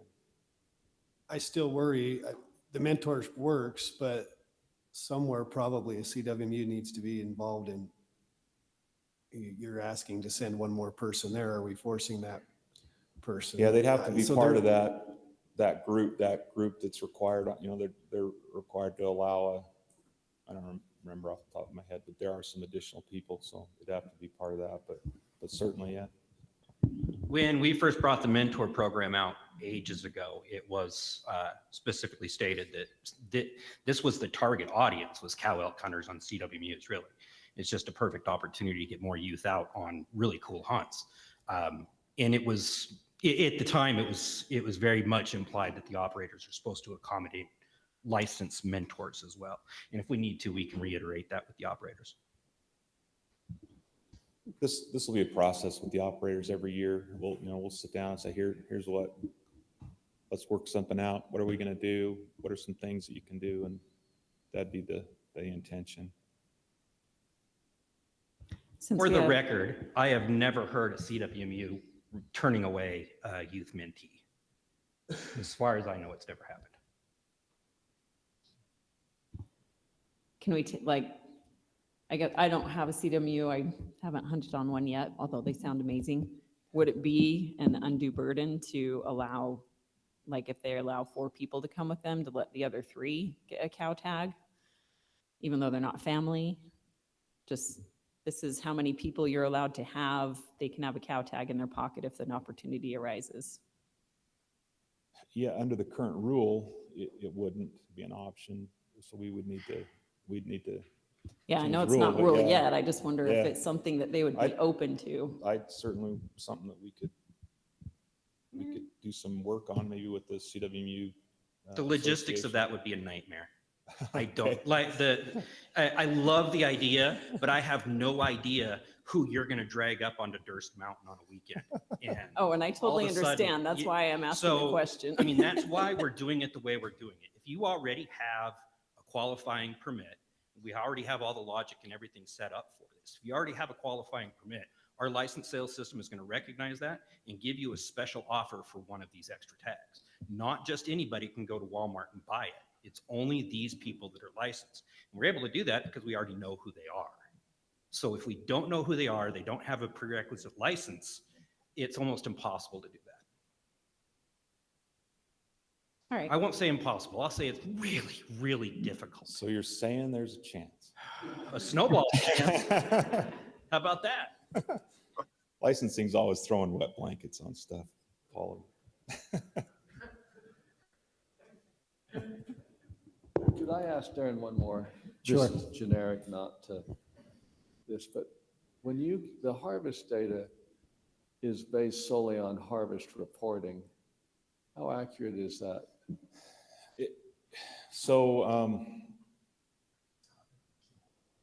I think I heard Covey say it's 100%. Covey says it's reporting. 100%, but he's a salesman. Yeah. So I think we do have 100% reporting on CWMU tags. And so I think the difficulty this year was just trying to figure out of the people who reported who had the second tag. And again, I think there probably could be a little bit of, my sense is there could be a little bit of improvement on that, just so that the board has a clear picture. The reporting is by the hunter, not the operator. Right. Yeah. We had some discussions about, if they bought that second tag, if it was clear or not to the hunters. We don't know. There's some stuff I think we need to look into. But it sounds like maybe Covey's had some discussions along the lines. Yeah, is this one's on? Covey Jones, Wildlife Chief. Yeah, the first year we implemented this, we had to work through some of those, the second tag issues. But the way that it shows up, it's mandatory reporting, so it shows up in your profile. I guess you could not report your harvest, but then you're not buying a tag next year without paying the fine and reporting your harvest. So, so it comes back around. You're not going to hunt again, and maybe you don't want to hunt again in Utah. So there's always the chance that we don't get everything, but we're going to get a lot because it's mandatory.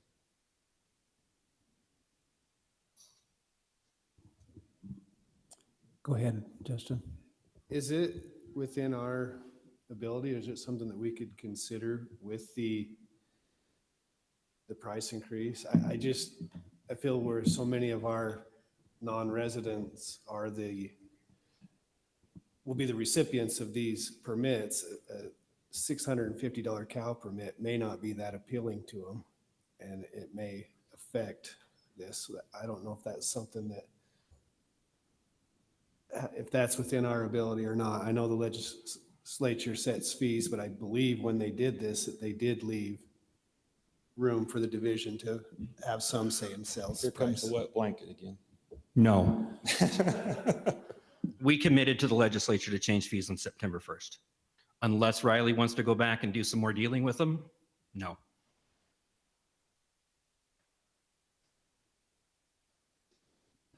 So how about those apples? I'm generally a pretty agreeable person, so it's good I have those guys to check me. I'd let you do anything you want. Any other questions for Darren?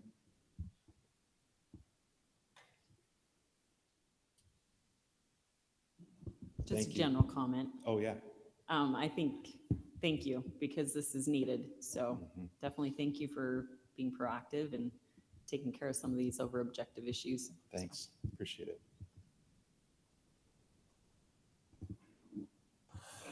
Will this pretty much fix things up? Because we did do this last year, almost the same thing.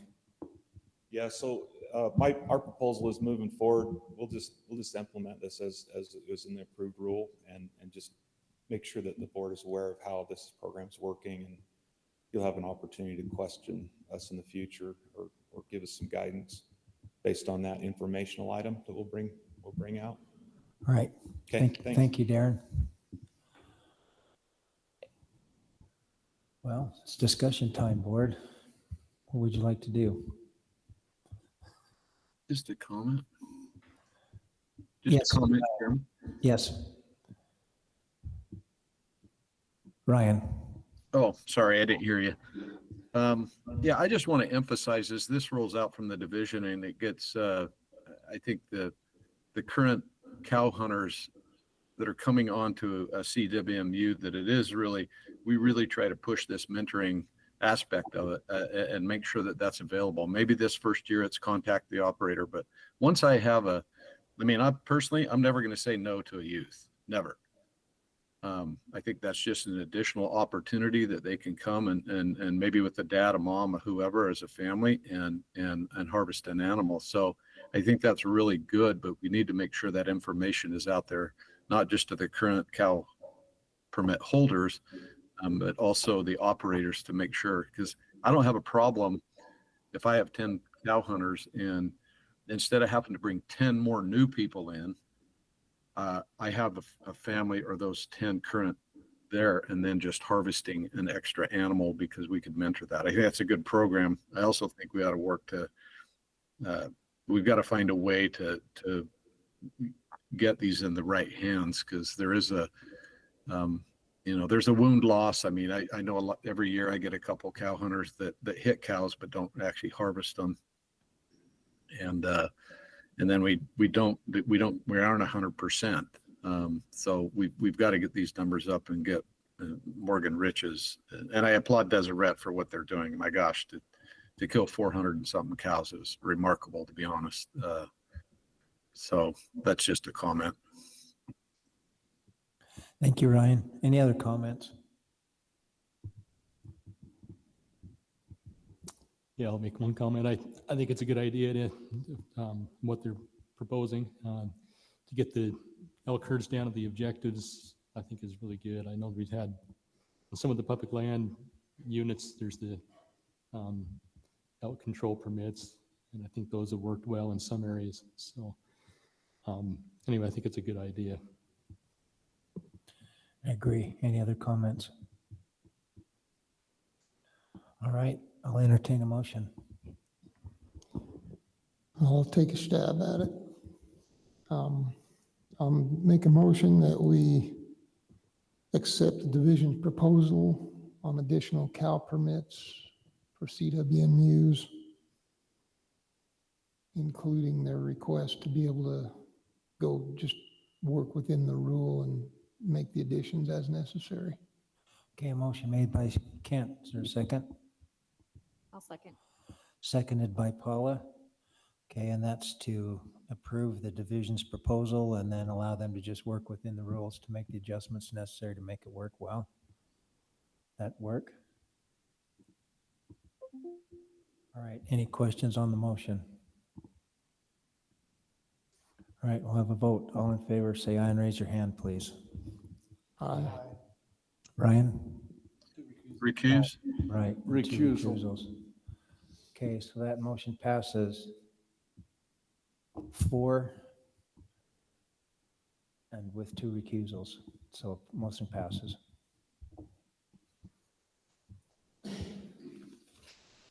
All right, our next action item is additional drought permits on the bison. And down on the Henry Mountains, we'll have Rusty Robinson talk to us about that one.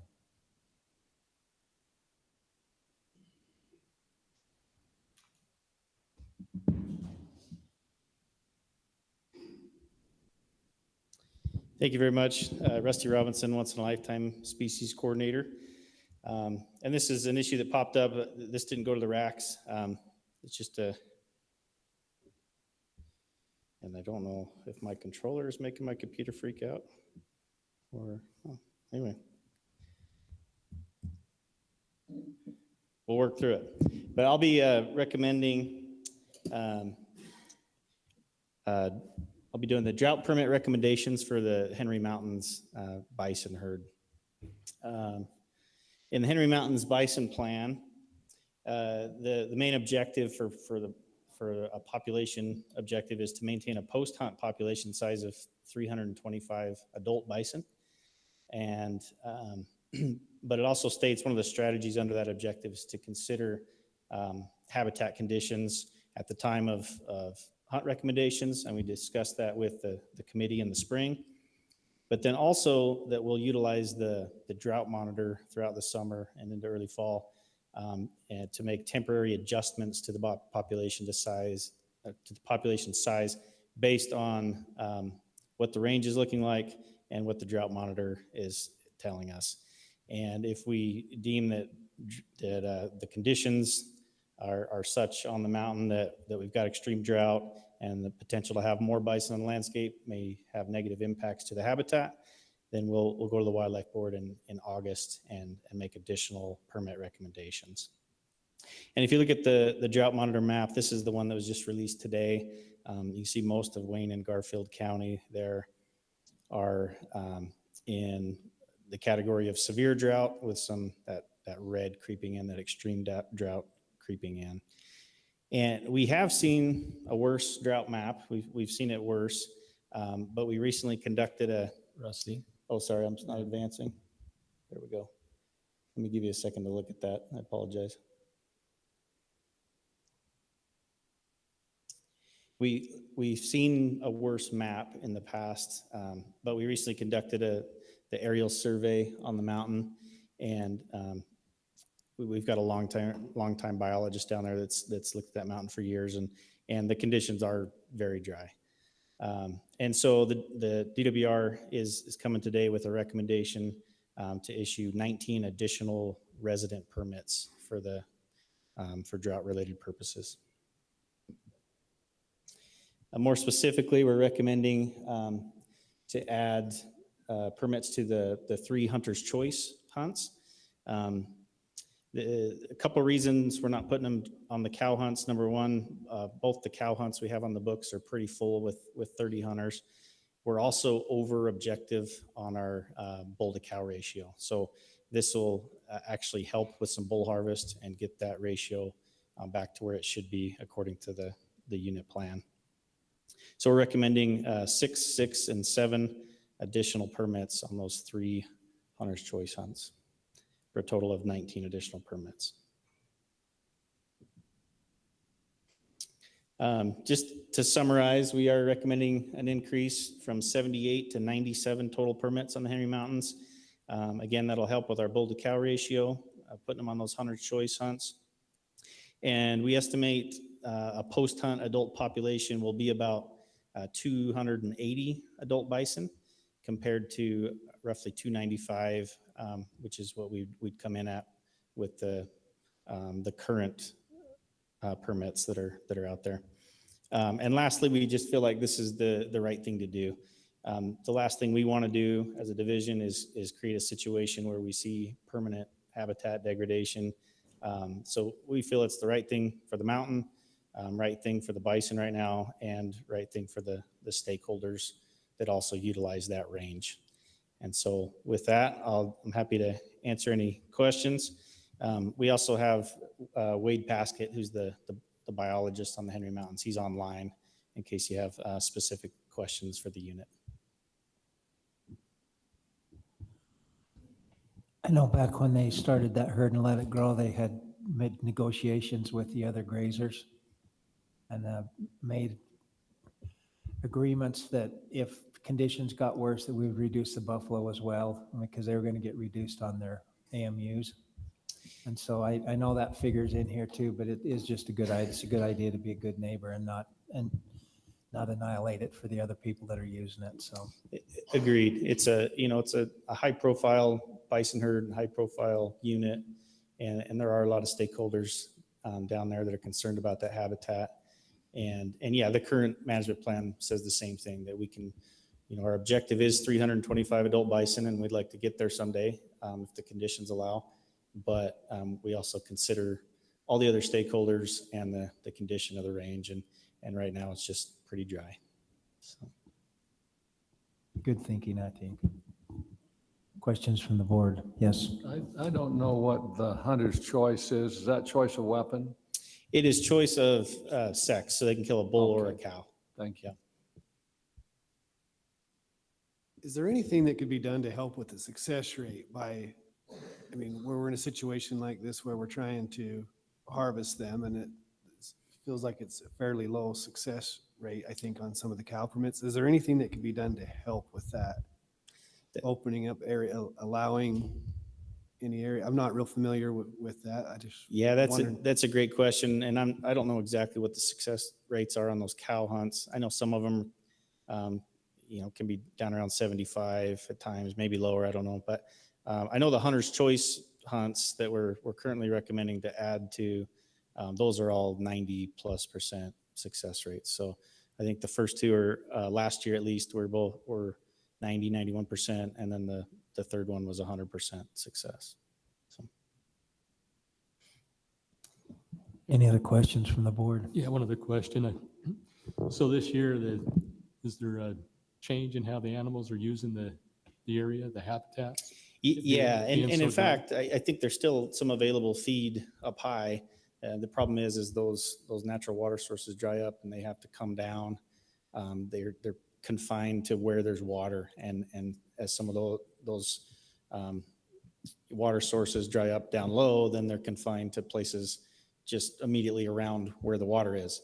And so it's not that they're damaging everything, but they can get kind of confined to places where they can do some damage, which if they're forced down low like that, they can affect the winter range moving forward this winter. So. And Wade, feel free to chime in if I'm giving false information. Okay, so yeah, Wade Paskett.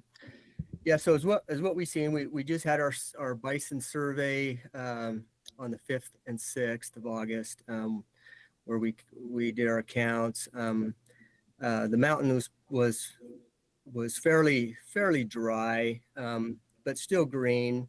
The lower elevation, 6,000 foot elevation ranges that the bison utilize in the summer.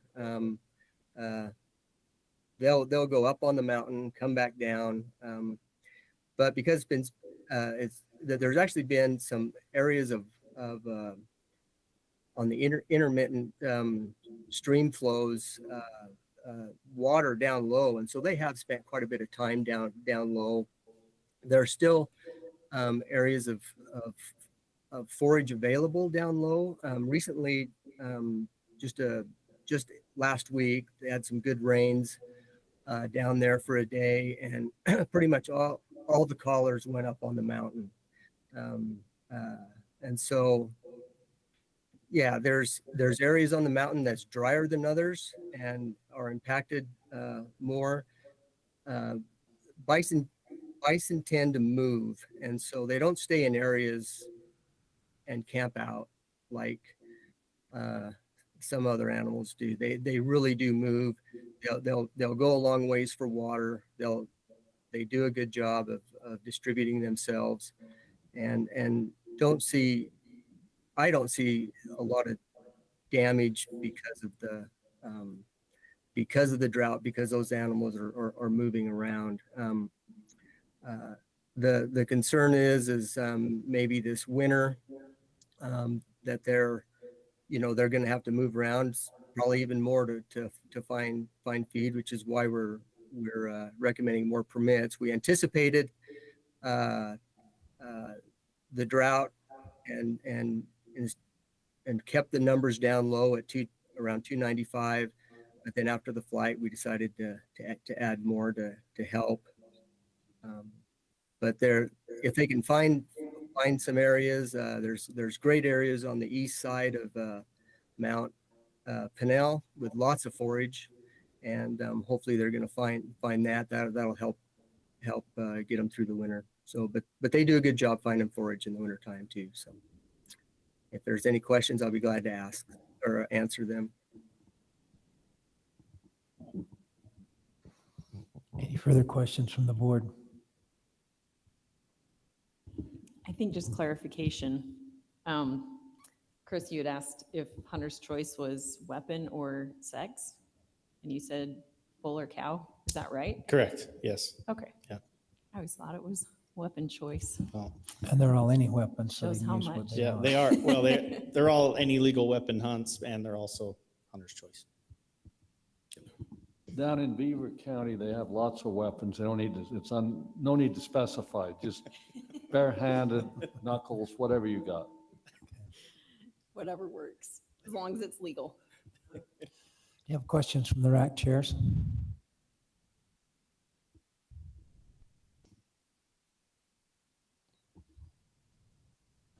All right, seeing none, we have one comment card, Troy Justison.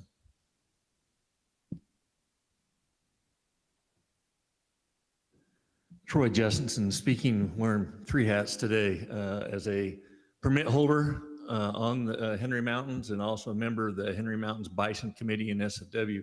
We support the recommendations. Like Wade pointed out, that they provide an opportunity for all the stakeholders down there to go on and fly on these counts and see the condition of the range and also the bison down there. And we think this is a good move as being a good neighbor and moving forward, and also just with the current condition of the mountain. So we support the recommendation from the division. Thank you. Thank you, Troy. So on these additional permits, would you just call up the people that were next on the draw? Is that how they do it? You want to take that, Lindy? Next in line, so to speak, or just like you do on turn back tags? Exactly. Yeah, we'll be using the alternate list Okay. to contact these. We'll be sending those individuals an actual email. Just because it is 19, we want to get these people notified as soon as possible. So as soon as this is approved, Phil and I will work on creating special offers and then send these individuals an email, hopefully by tomorrow, letting them know that they're next on the list. Some happy folks. Yeah, so then they can, accept and then start getting out their scouting. So. All right. Any other questions or comments, or we ready to? Chris? I'm ready to make a motion. Okay. My first. All right. I move that we approve the recommendation to harvest an additional 19 bison as has been presented in the Henry Mountains. Is there a second? I'll second that. Justin's second. Motion made by Chris and it's seconded by Justin, and that's to support the division's proposal as presented and harvest the additional animals off the Henrys. Any discussion on the motion? All right, we'll vote. All in favor, say aye and raise your hand. Aye. Aye. Okay, Ryan is a yes, so that passes unanimously.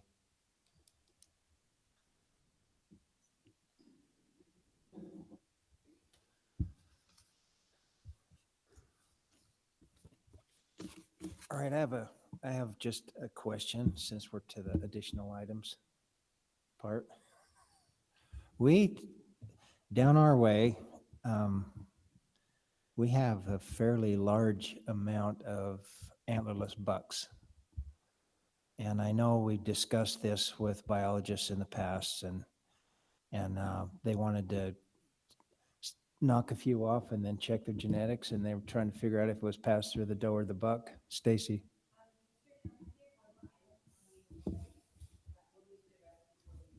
Okay. All right. Good. Didn't see that. I was looking at my old one. Thank you. All right. We'll have Gary Webb come. Up? Nope. Looks like it's Darren. It'll become clear. Okay. CWMU Advisory Committee membership. Exactly. With Chris moving to the Wildlife Board, we need a CWMU representative for the CWMU Advisory Committee. We're recommending Gary Webb. Gary's been working in the CWMU space for quite a while. He's the operator and president of the Junction Valley CWMU, and he's operator on North Peaks. And we asked the CWMU Association if they had any recommendations for a person that could fill that job, and they were supportive of Gary. So we'd like to recommend him to fill that role on that committee. Okay. Any questions or discussion from the board on that? Justin? I know Gary. I appreciated as being a RAC member that once he became very involved, he came to all of our Northern RAC meetings and was always a good part of them. And I would support Gary, on this committee. I think he's, at least in my eyes, he's proven himself to be someone who is fair and and involved. Any other comments? I don't know Gary, but I support my colleague on the left's comments. I want to just say I enjoyed my tenure on the CWMU advisory committee, and I thought it was a great honor to serve there. And so wanted to thank the division for all the kindnesses shown and their hard work during that time. Thank you, Chris. Any other comments or questions about this? All right. I will entertain a motion, and everybody can vote on this one. Motion to approve Gary Webb as a new CWMU Advisory Committee member. Okay, motion made by Kent, Second. seconded by Chris. All in favor, raise your hand, say aye. Aye. Aye. Motion passes unanimously. Thank you, Stacy.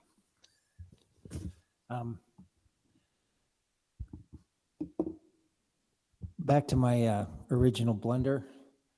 We've got quite a few antlerless bucks down our way, down in Juab area, around Eureka and out in Leamington, and there's just, and we've watched big old bruisers just kicking the tar out of younger bucks that are trying to sneak in on the does, and I have a skull of an antlerless buck, and he's got horns about the size of a 3/8 of an inch of your little finger. They're just, but not above the hair. And I wonder if that becomes a trend, and they've been observed breeding, they've been filmed breeding. I wonder if that's something we maybe could put on the action log to look at and maybe pursue it further and try and address it, or at least figure it out. Because if we end up getting a whole bunch of bucks with no horns, that's. I can talk to that, Gary, if you'd like. Please do. So they were first noticed on the Oak Creeks in the 1940s. So we're talking 80 years ago, they were first noticed. We have done some studies where we collected them to see if they have reproductive capabilities. Studies is maybe the wrong word. We've checked to see if they have reproductive ability, and they do. And antler growth is so complicated that addressing the situation would probably mean wiping out those deer, like not just the bucks, but those deer. All of them. Like the bucks and the does. Since the 40s, there's some in the Tinnick area and some but we haven't seen it like explode to where it's just becoming this great big thing. And we're talking 80 years of reproduction annually. So if it's something the board would like us to address, we can definitely explore that. And the solutions we would have would probably be to remove all deer from the area. And so it gets back to which is worse. There isn't enough known about antler genetics, and we wouldn't know which does are passing this on and how to cull those as well as the bucks. We could make an effort to cull the bucks, and it probably wouldn't result in any fewer of these animals on the landscape. Because it's coming, yeah. It's you have to have a really good spot and scope to see if it's a buck. Yeah, and we at times have removed these animals when we see them out working. Okay, is there any disposition when they're around and active to have division people come down and do that, or is that something you'd be interested in? We've done it in the past, and we could continue to do that. As far as the impact that it would have, again, maybe none. it might not have much of an impact, but I don't think we're opposed to removing males that can't be identified as males to hunters. So. Okay, all right. That covers what I was concerned about. It seems like, it always seems like there's a bunch during November, and they have been a long time, and it is the Oak Creeks unit we're talking about, so we don't really want to cull all the deer. So I'll withdraw that. Kobe, is there enough known about that to know if it's skewing your numbers on your buck to doe ratio? Luckily, we take that data during the peak of the rut. And so we know which ones they are. I don't think we're counting those bucks or does because they wouldn't, but I can check with the biologist and see how they're noting those in the data, right? So I don't think it's skewing buck doe ratios, but I'll double check with the biologist and see what they're doing. You can, it's harder to tell other times of the year, but you can get a good idea. I mean, Riley was the biologist in that area. He may have something to add. You can get a good idea if it's a buck during the rut. I think when you're classifying that during the rut, there's a chance you miss one or two, but 1 or 2 bucks added to 400 does that you're counting is not going to skew your buck to doe ratio, especially when they're pretty easily identified during that period of time. So again, it's not a really high concern, I think, in as far as the data collections goes. In the cattle industry, we've been breeding horns out of them. Yeah. Called polled animal, just as an aside. Yeah, it's the locals are concerned that if that's actually a trend that's on the grow, that going to get way hard to identify bucks. So, but I didn't realize it'd been around since the 40s. So because and it's the guys that are your outside wizards that you can spot a buck. You don't have to see its horns. A lot of them have even put the sneak on a big old white face, something clear up on the hill, and then got up there and it didn't have horns, but it was built, like a buck. So anyway, all right, I'm good with that. Is there anything else we need to address or that you would like to address or needs to come forward? I'd like to welcome all the new board members. As I'm looking forward to this. We've been running short for a little while, and so it'll be nice to have a full quorum all the time. And thank you for all you do. And with that, I'll accept a motion to adjourn. So moved. Okay, motion adjourned by Bob, seconded by Kent. Meeting's adjourned.